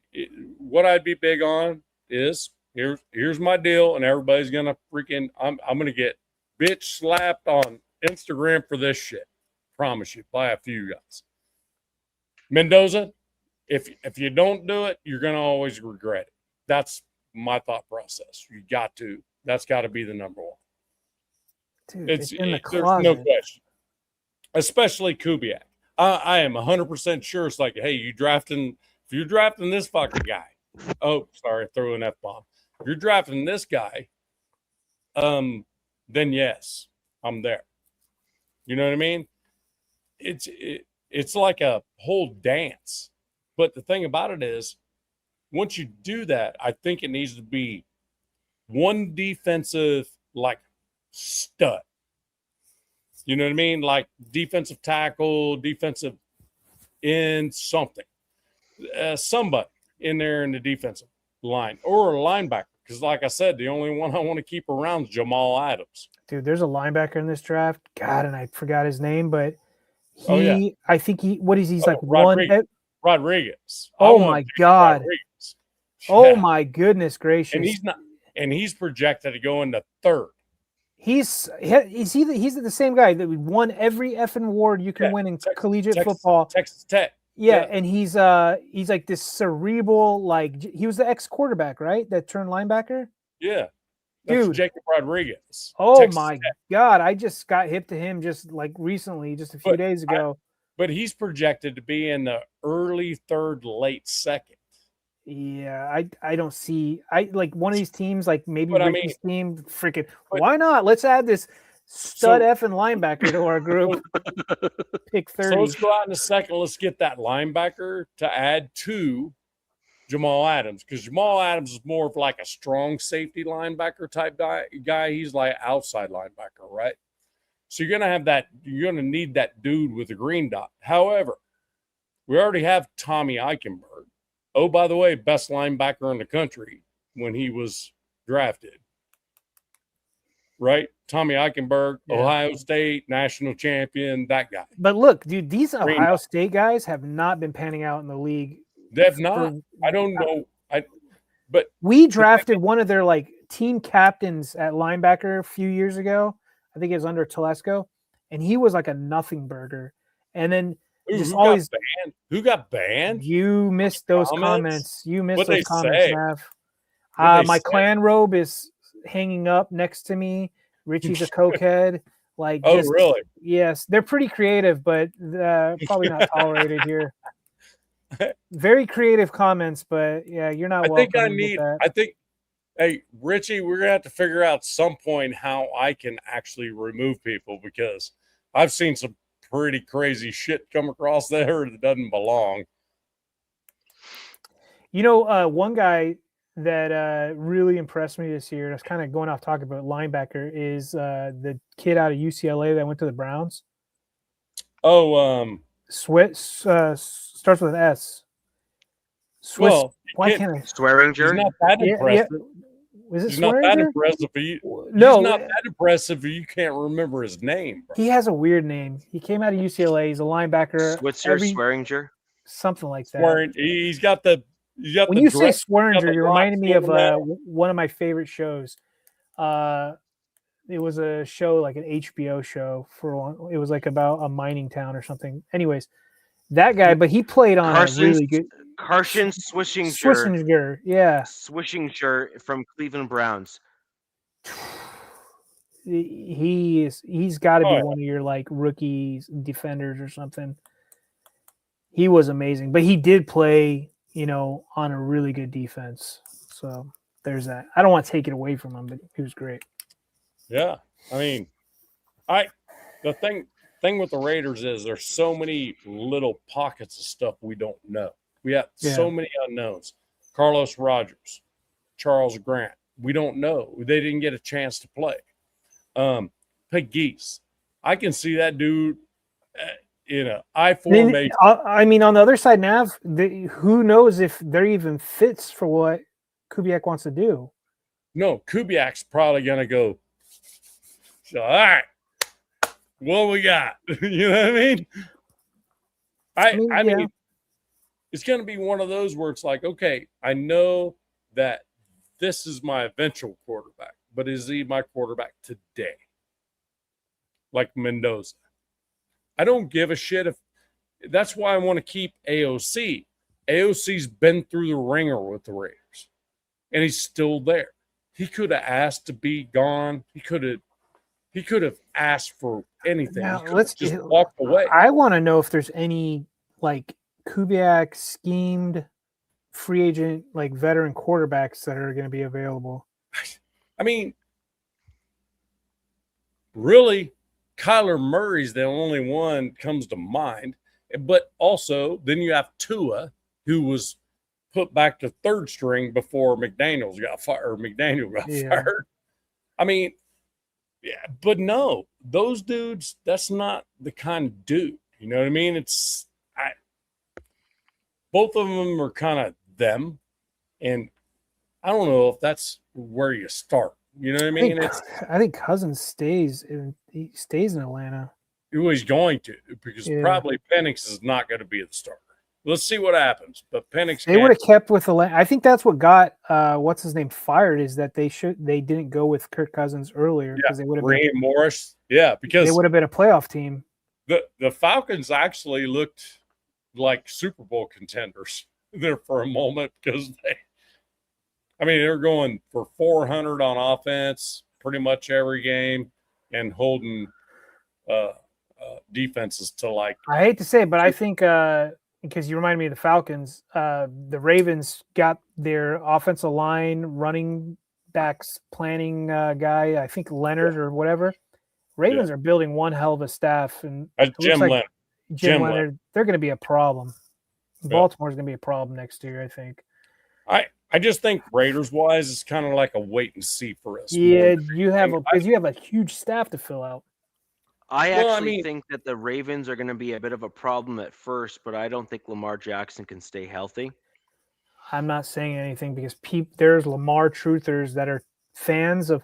There'll be Raiders fans, Chargers fans, Broncos fans who are like fans of the team, but they're Lamar fans and they'll attack you if you say anything bad about them. So there's that. Well, yeah, Lamar sucks. You can do you, but I actually think ultimately you can bring it to me.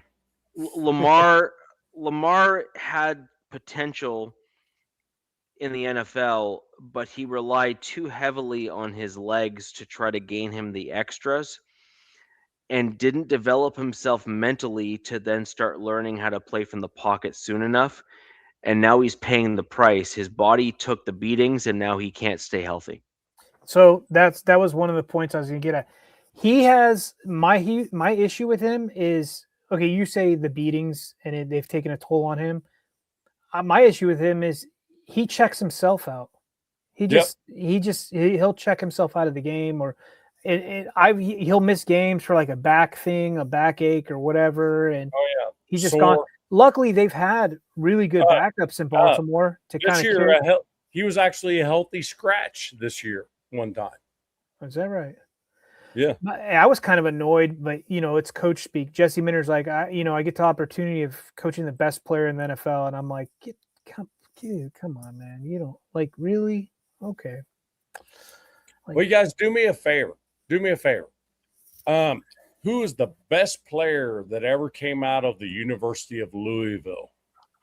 In the NFL. Isn't that you? So it's not Lamar, or is it? But you're saying there's another guy. Give me a hint because I don't want to look this up. Who you're thinking of? I see Richie's. He's on the keyboards. I'm not. Yeah. I just wanted to bring up the picture. Well, do you already have somebody in mind? Is that what you're getting at? Yeah. Okay. I don't know. I'm drawing a blank on this. I need a hint. I like Sheldon Rankins. Ooh. Sheldon Rankins came from them? Wow. Okay. Who's Nav thinking of? Nav, give me a hint or something, man. Throw me a bone here. Come on, man. Come on. Go way back. Go back. How far back are we going? Go. Gotta go. Like when you were walking uphill both ways to school far back? Or? Oh, it was Dumerville. Was another one. Wow. That's a name I have not heard in a long time. Harry Douglas, Eric Wood, David Akers. The chat's got it. Looks Raider Zach and Johnny. Well, that's you, Nav. I thought that was Kenna for a second. Yeah. Raider Zach and Johnny Unitas. Wow. I did. So is Lamar better than him? No. That's the best thing ever come out of the University of Louisville in the NFL. From the offensive side of things. Raider Zach thinks we're crazy. He knew this the whole time. He was just letting us just sit over here and marinate. He's like, you guys didn't even know this. I'm like, Raider Zach goes, Johnny, you need us. You crazy. Johnny, you need us. Anita. That's what Raider Zach said. I think for the Raiders, like you guys there's so much, like it's actually going to be fun content for our show, especially after the Super Bowl, because it's going to be like, okay, hire, Kubiak, fingers crossed. It's a done deal. The draft comes, you get Mendoza, but then you still have 9 other picks or potentially more or less, whether you guys are trading up free agency. But then the exciting part, I would say, even as a fan looking out from the outside looking in, is the personnel that he brings with him to Las Vegas. Right. That's going to be cool to see who your DC is, to see who the O-line coach becomes, because that's a really important hire. And I talked about my guy, Butch Berry, where I'm like, I'm really on the fence with him. I would have loved the guy that Jim Leonard that we just talked about. That was my guy from the minute. Right. And then also in today news, O-line coach for the Philadelphia Eagles decided to call it quits, or he's walking away or whatever, which he's been known to be, one of the best O-line guys, in the He's last a kingmaker. the last couple decades. So it seems like Sirianni's not very beloved by his bingo, dude. Like that's what I'm getting at. But do you know who the guy was? It Scarcezia or whatever that was with the Patriots? Sarkisian. He was a great offensive line coach. He always had that team playing well on the O-line. And he was a guy that was very well respected. He was a guy Steve Sarkisian. Yeah, he was with Belichick for a good number of years there, and he really had that offensive line humming. And in fact, Belichick pulled him back, so it's clear that Belichick was well liked by his coaching staff. Unfortunately, it looks like the Eagles head coach there is perhaps not as well liked. Yeah, Sirianni's a weird cat. I'm not sure what to make of him. Yeah, I don't think. So when you're coordinator, so being in the military for so long, when you're leading and the people below you don't believe in you, even though it's not supposed to drag all the way down to the people on the floor. You know what I mean? It does. Yeah. I mean, you're talking about crap going downhill, essentially. Yeah, when the people that are right here next to you, they don't believe in you much. As much as they don't want to say it, they say it to the 3 people below them, who have the 6 people below them, that have the 10 people below each. And then it goes down to the locker room, and all the assistant coaches are kind of like, I don't know why you're even fucking here. That type of shit. Sirianni's that type of dude. I've never met the guy. Don't want to throw shade at him, but man, that dude is all about Sirianni, man.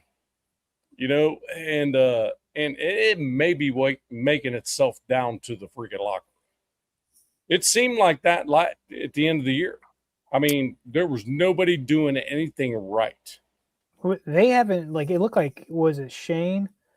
Yeah. Was it Shane Steichen that left? And it looked like the Eagles you're just like, they did not look like anything like they were. It was probably Steichen, because Steichen's like, Shane Steichen got chicken boned because he brought Daniel Jones out of the ashes. You know what I mean? And they were rolling. And then all of a sudden they hit a roadblock even before Daniel Jones was hurt. I like the chicken bone term. It's like some bad voodoo got put on them. Some bad voodoo, the Chargers. Yeah. So that's been on us for the last 60 some odd years for some reason. Somebody needs to sacrifice a goat or 2 or a herd of them. I don't know what. Find some marmots or something. Just Richie has to admit the amount of injuries that happened to the Chargers, and the fact they actually got in the playoffs is impressive. And we don't play next to that EMF building that the Niners do. So Richie, you tell me what's going on.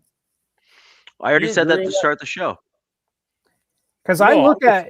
I'm just saying it's impressive. Yeah, I said that to start the show. But there's something to look forward to. This year was a lot of freak injuries. There was a lot of freak injuries this year. Well, and that's what irritates me about the Pro Bowl. So dang near 90% of skilled players get hurt on non-contact injuries. However, you're going to bring all these players to the Pro Bowl and put them on flag football. On turf, why does that too. even make sense? Wasn't it on turf as well? Yes. Yeah. I don't understand your game plan when you think of this with the Pro Bowl. This year was sorry weird. if I just changed the narrative here, but the whole Pro Bowl thing. I have a easy fix for it. And it's pretty simple. NFL, just ask players if they want to play in it. I think a lot of players would just probably opt out. Hey, and you're going to put pads on and you're going to play football. You're not going to play flag football. The reason why, and you can say this to the players, reason why is most of the accidents we have in career injured stuff is Achilles, ACLs, pec injuries, high ankle sprains that never seem to go away. That type of stuff. You just said like the four most, and then like I'd say throwing hamstrings in there too. Like right, and hamstring. And the thing about it is, we send them to a game that is completely non-contact. So, look, do you guys want to put pads on for the Pro Bowl or not? Ask the players. I mean, do you remember that? Do you guys remember the last added where they were out there? I think it was it Max or TJ Watt or JJ? So one of the Watts I felt like was out there like still trying to play. And yep. Oh yeah. Do you remember that? It was so cringe and so weird, and it was like everybody else was like, no, dude, we're not doing Here's the this. thing. Let's make it a ball game. If you're going to come here to play the ball game and you're on the Pro Bowl list, let's do it. You guys let me know, and we'll either do it or we won't do it. Up to you guys. Let's check your manhood. You know what I mean? That type of shit. I think there's too much money involved. Like, I get you. Yeah. I get you 100%. But the thing about it is, contact is not what hurts people. So I heard a number, and we could look this up. I think somebody looked at the cap for the NFL back in like 1995 or 96. Yeah, was like when it first started. Yeah, it was like around 99 was the cap. Are you sure? I think it was. Okay, so somebody either threw out 96 or 99. Somebody threw out a number, like when it first started, to where it's going to be. Like I think it's hit the 300 million mark, right? I think back in the 90s it was like 30 million. Yeah, you're probably right. Ring around the rosy or something. Yeah, it's like 30 red million light, green light. Salary cap. I mean, Rover. This cap, Red Rover. Yeah. Dude, by the way, I don't know how many of you guys have kids, and this is probably just for the States. I have two. I heard they banned dodgeball in middle school and high school in the U.S. Did they really? If they did, oh my God. I think that's such bullshit. What a rude awakening these kids have. I'm glad my kids play that every gym class. Yeah, I'm glad my kids are in their 30s and already got their ass handed to them. I don't know if anybody in the chat has young kids in middle school or high school, but please ask them. Dude, that's when you know. Banned? That's when you know when you got it. It was the dodgeball. That's a growing up. Like we had girls, girls are getting teed off the head with cherry balls. You know what I mean? Like, yeah, this was growing. And someone said like it was banned. I was like, you got to be kidding. There's no way to say shit like that while I'm in the middle of a drink of a beer. A cherry bomb, cherry ball or whatever. Yeah, we used to play dodgeball when I went to school with the rubber balls. Oh, like those rubber, like the actual like rubber pumped up. Yes, like those things, and the dudes would just launch those things. Like I used to be a baseball pitcher for a while there, and I used to see if I could knock someone off their feet.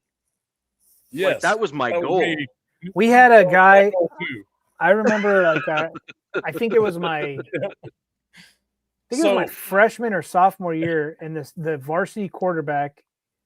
He was an older brother of one of my friends. Kid had an arm, but he was He was even better basketball player, but he was a quarterback. And I remember him picking up one of the balls. It was like one of these football activities when JV and varsity would do something, and he picked it up and just out of the blue, just beamed it and knocked some kid, just like hit him right in the back of the head, and the kid just goes flat on his face. But on the basketball courts, where it was just like you just hear, where he like hit him so hard that he just did a little skin. Hey, did he have to go in the blue tent? We didn't have blue tent. They just laughed. And said, Yeah. Get up and just you bully him, and he's like, "You cry, dude. It's over for you. mean, You better get up, dust yourself off, and just go back in the corner or something." I love dodgeball because when I popped on the court, they're like, "We need to put this dude down." I always had like 10 coming at me, like, put him out because I was the pitcher. You know what I mean? I just knew these dudes did not want me to hit them. You know, I don't know. I just saw that, and I was throwing 85 in ninth grade, bro. Jesus. Yeah. Dude, that is crazy fast. I was a third baseman though in college, so wow. So but you had I mean, you had a rocket of an arm. Yeah, and I pretty much threw 85 from third, the same way or like the same speed as pitching. So there wasn't a wind up or a leg throw or none of that. It was all about 80, 85 miles. Third base is tough, man. Third base is tough because you got to but some of these guys, I watched third baseman throw to first like it's nothing, but they're just poof, like it's like a rocket just going right to first. I have scars on my face to this day from high school baseball. Nav, you'll appreciate this. My pitching or my baseball coach used to have me practice by throwing tennis balls through the back of the backstop. Yeah. Yeah. So my practice was to take like a bin of tennis balls and throw them through the I don't know if they're hexagons or whatever they are in the back of the backstop.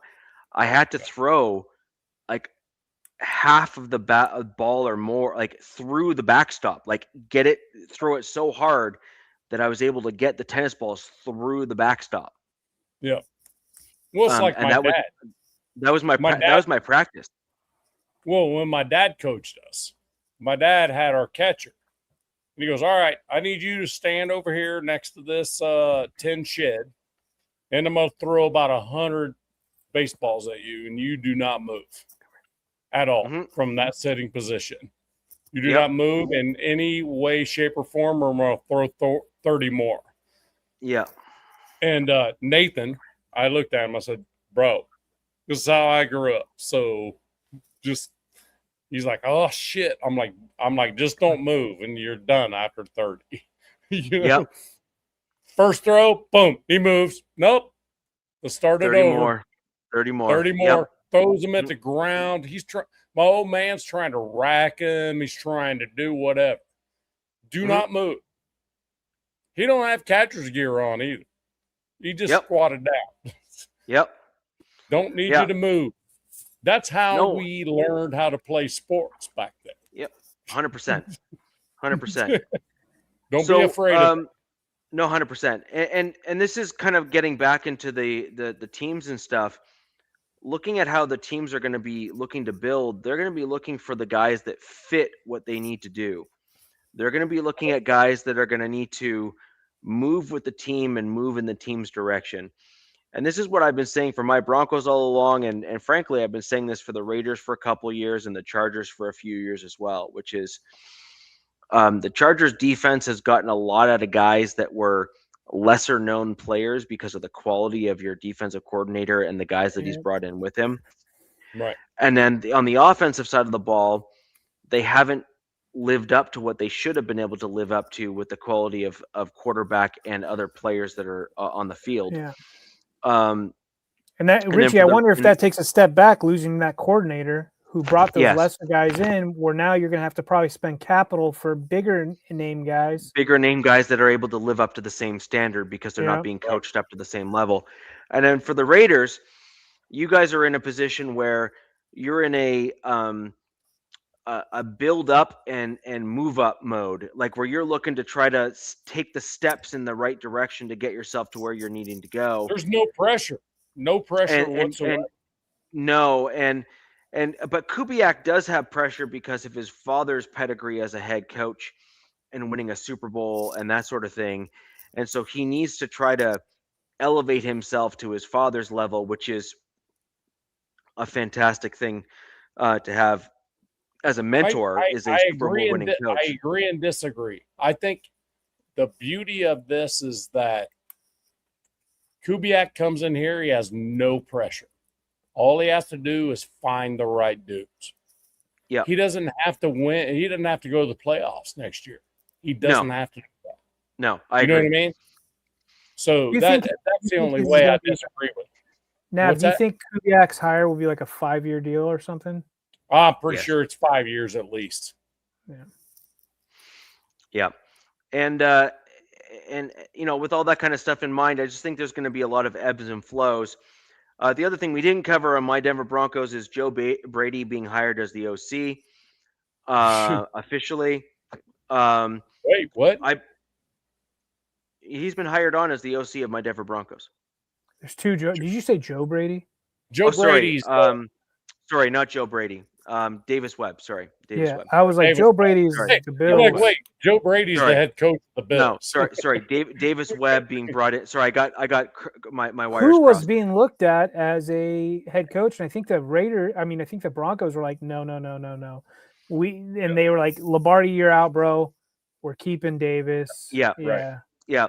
And in my opinion, what you're going to see as a change with the Denver Broncos is I think Webb is going to be brought in and he's going to be actually calling a fair amount of the plays and certainly having a pretty substantial say in the scheme because the Broncos, while they did okay on the offensive side of the ball, were not spectacular.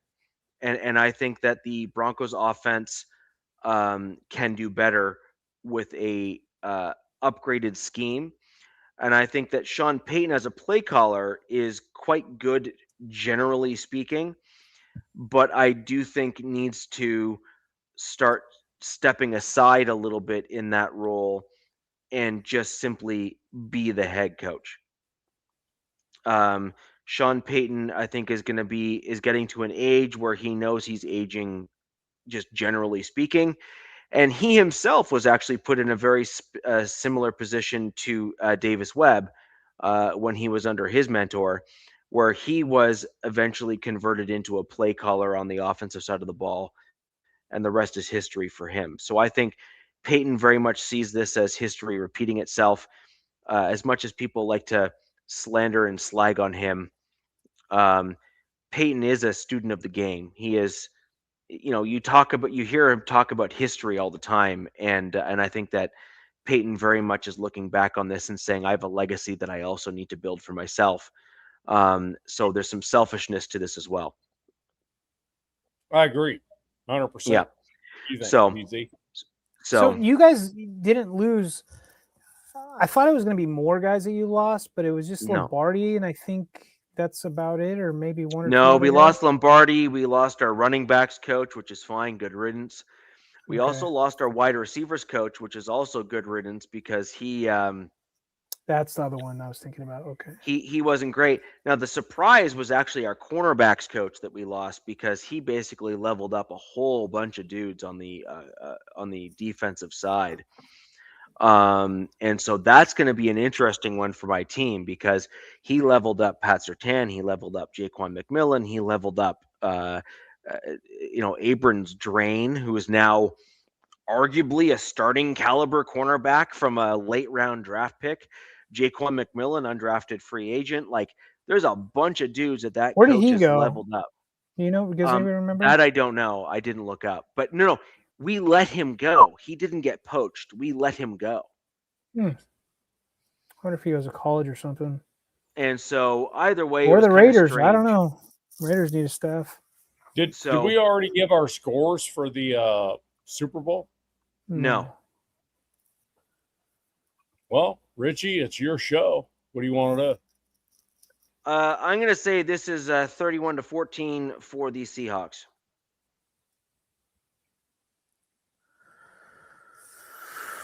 Easy. I'm going to go with 30-19 Seahawks. I got it as a complete ass whooping from the Seahawks, and it's going to end up 37-17. Okay. Taino, 34-17. 34-17. I just don't. The matchup is not good. It's just not good at all. I mean, if you talk to a Patriots fan, like they'll convince you otherwise. But it's just not good. The matchup's not good at all. My fear, and I guess we already talked about it, is we've seen him this year already play really in some big games, and he's looked good as Sam. Like people are like, is Sam going to turn back into a pumpkin or whatever? I don't think so. I mean, he's played in some big games, and then I've heard that, he played opponents that he was used to, essentially, and the Patriots, got to the playoffs by playing teams they didn't know. And I'm like, no, you look at all the teams you played in your playoffs to get there. Each team had a huge problem on their team, with the Chargers offense was just shouldn't have been in the playoffs. Broncos, no starting quarterback, and then or starting running back. The Texans, their offense is just garbage with injuries. And CJ Stroud, I'm on the fence about him. Look, this isn't even to make excuses because, frankly, the Broncos should have won that game even with the injuries that we had. Yeah, so let's just put that aside. 100%, but 100%. But the Broncos had their backup quarterback. The Broncos had their backup running back. The Broncos were also down 2 of their wide receivers and then lost another one mid-game. And one of your offensive line, by the way. And our offensive lineman, we were on our second or third string dude by the end of the game by the time we were done. And so again, and we were still within striking distance of winning, and frankly should have never lost that game. Fan for the first time in my life. I'm just I will say though, guys, I do, and I said this, is that the Patriots turned it up a notch defensively that I didn't see them do. It looked like all season, it seemed like they showed like a different thing. It's bad play calling, man. Look, Sean, you're going to go up 10-0. Kick the football, bro. You're up 10-0 now. That's different. That's 2 scores. It's different.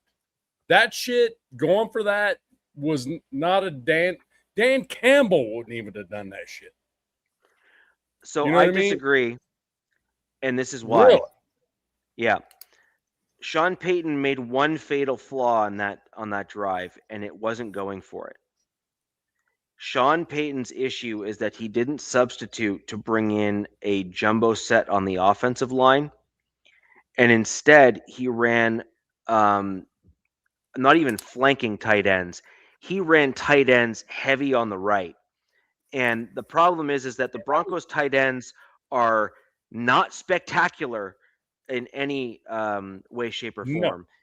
That's what they need. A tight end. And so this is what the problem is, right? Is that you threw in an extra tight end on the one side and they whiffed on their block, and Jared Stidham got killed. You should have brought in Frank Crum on the right-hand side, kept the other tight end in on that side as well, run a jumbo set. You could have run the same play and it probably would have worked, or you could have run even an option with Stidham running, or you could have had the running back actually take the ball and run it around the other side, and he would have gotten the first down as well. Or you could just kick the field goal and be up 10-0. Right, but I actually think but I actually think that the Broncos were actually driving the ball down the field very well on that drive overall. I agree. And they had 2 kind of mishaps on that last part that weren't necessarily play calling. It was just bad execution. And I think that if Sean forced that ball across that, remember, it was 4th and 1. Like, a quarterback sneak should have actually probably gotten that first down. Right. But either way, I think that the Broncos could have gotten that 7 points there with the touchdown and the extra point, and really put that game away at that stage. And instead, they let the Patriots come back. I'm with you 100%. But the thing about it is, you're in the AFC Championship game. You have an opportunity to go up 2 scores. Yep. On this team. I think you do it. I think you go up 2 scores. You make it 10-0. Point of Peyton getting a little too cute. No, to me, you're in the AFC Championship game. You're up 10-0. That's different than being. Who would have thought, though? Who would have thought? I like the whole deal is everybody was like, "Oh, we got the second half," and we saw how the second half turned out. It was a complete, turned into a. I mean, look, you had Drake May throwing the ball away on 3rd down. It was just a punt off essentially. It was a possession because they trusted their defense at that point. There were several times where the Broncos could have won that ball game. And the damnedest thing is, what pissed me off the most was, why aren't you doing what you do? Run the football, for crying out loud. And I'm like, Broncos, you're not the Raiders. Run the football. Let's go. That whole game, I was sitting there going, what are you doing? And then when he didn't kick the extra point, I'm like, why wouldn't you want to be 10-0 in the AFC Championship game? Why wouldn't you not? I agree. I guarantee you after that game. And the Patriots have done nothing so far. Nothing. The Broncos front staff has got to be kicking themselves.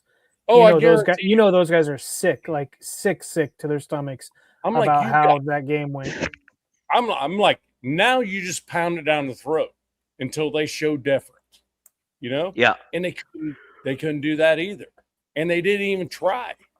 That's what pissed me off with the Broncos. I agree. I was sitting there thinking Richie. I had Richie in my mind while I was watching that ball game. I'm like, this dude's got to be so pissed off that they're not pounding the football. Amongst other things, yes. And I think that a team like the Broncos have like Frank Crum. We have a couple other offensive linemen that were on the bench that no one will know, so I'll just leave them off the list. But again, I know who Crum is. Crum is like the Viking. He's the Viking. It's the Crum push. You wanted to bring in an extra lineman and just my whole point was play ground and pound and just absolutely drive the ball home on the ground in the snow. And instead, Sean Payton's like, no, we're gonna throw the ball like it's backyard football. And that's just stupid. Like, that's just dumb. Like, that is legitimately dumb. I'm telling you what, more, it just you got to admit to me, being up 10-0 like that when the Patriots are doing nothing against your defense, isn't that a better idea? Like, I like the idea, but I think that if you're looking for the dagger, like Sean Payton was doing what I wanted to do in that moment, which was, what is the way of completely deflating the other team to a point where they could not come back from it? And look, I'm there. Like, that's a finish him moment, like Mortal Kombat I sort said of deal. Kick it. Immediately. I'm like, go up and score. My comment, and I will own my stance on it, was I want to see a jumbo set, and I want you to put out the running back, and I want you to run the football. But because you have those extra O-line, you get the first down anyway, and that completely kills the Patriots. Like, their mojo's gone. Yes, absolutely. Like, gone. Like, it is done. It is left the building. But if you don't, what's it do? Well, let's put it this way. I would much rather. I'm like, let me go up two scores instead. I would much rather go for the jugular with a jumbo set and lose than do what the Broncos did, because the Broncos did a cutesy, stupid play that they didn't execute well, and they lost the down, and they let the Patriots back in the game as a result. So I would much rather say throw jumbo set out there, and if the Patriots are able to blow it up, good on you, man. Good job. Yeah. So my only thinking is going up 10-0, and the Patriots haven't even sniffed the 50-yard line yet. Correct. Going up 10-0, that right there makes them have to rethink what the hell they're doing. Yep. Being up only one score, that they go, let's just keep doing what we're doing. I'm sure we'll talk about this in later episodes. But I mean, just have you guys peeked at like next year's opponents by any chance? We'll probably get into another episode. I have too, and I was just thinking about it. No way do the Patriots have a schedule like that ever again. You know, what they had this year is a historically most favorable schedule since 1968. Something wild like that. Yeah, I peeked at the Chargers, especially our road schedule, and I'm like, oh my god, like the Seahawks are gonna blast it. If it doesn't, we hope. And look, I swear, if the Seahawks let the Patriots get their 7th Lombardi or whatever it is, second, number 2. Seahawks, number 2. No. But if the Patriots win, 7. they could be the number 1 team in the league with Lombardis if they win the Super Bowl. Yeah, we don't want that. We don't want that. We don't need no rub and tug. Well, ladies and gentlemen, I think we should probably end the show there. We've given our score predictions. We've given our team recaps. And then we will get into positional breakdowns as we start looking ahead, as well as a Super Bowl recap in next week's show. We got a whole bunch of stuff lined up for the next coming weeks. Just because Richie's excited for Bad Bunny, by the way, guys. Just letting you guys know. Yeah. Can I punch him in the head? And for me, right now, there's far too many questions to even answer. We got nothing right now. Yeah. So we got a lot of interesting things coming up, some speculatory things like you said, man, like you don't know what your staff's going to look like and that sort of thing. But once the staff gets worked out, you can start seeing maybe who fits, who doesn't, all that sort of thing. We can start getting into the draft. We'll start getting into free agents. We'll get into all of those things as we move on to the offseason, as it goes into full swing. And then obviously the draft is the interesting piece, because that's where you can really make or break your team. If you hit on more draft picks than not, you can really do well. Yeah. But anyways, ladies and gentlemen, that'll do it for the show tonight. If you have comments, leave them down below. If you're joining us live, click that thumbs up button. If you have not already done so, hit the big subscribe button. And over on Navman's and DZ's channel, please go ahead and hit that subscribe button as well. Like and share their streams as well, because we want more fans just like you. Hey, can I have one moment to call out the dudes in the chat that are my guys? Taino, Crash Dog, Purple Raiders, Bayou Raider, and Sacktown Raider Mike. Jack Kenno. Ladies and gentlemen, doing? Ken is obviously in the chat, so that's great. So I'd like to thank everyone for joining. Raiders fans, Broncos fans, Chargers fans, and Chiefs fans that join alike. For everybody else, let's get more people in the chat. Let's get things hopping. And until next week, where the West Side's the best side. Peace! Fast lane when I pass in the street, bag of money in the passenger seat. Tempo's been asking for me on the road from the west to the east. Way up, I might never come down, cause the coast racking up the flight miles. So high, I might never come down, so what, this is my lifestyle. Wait a minute.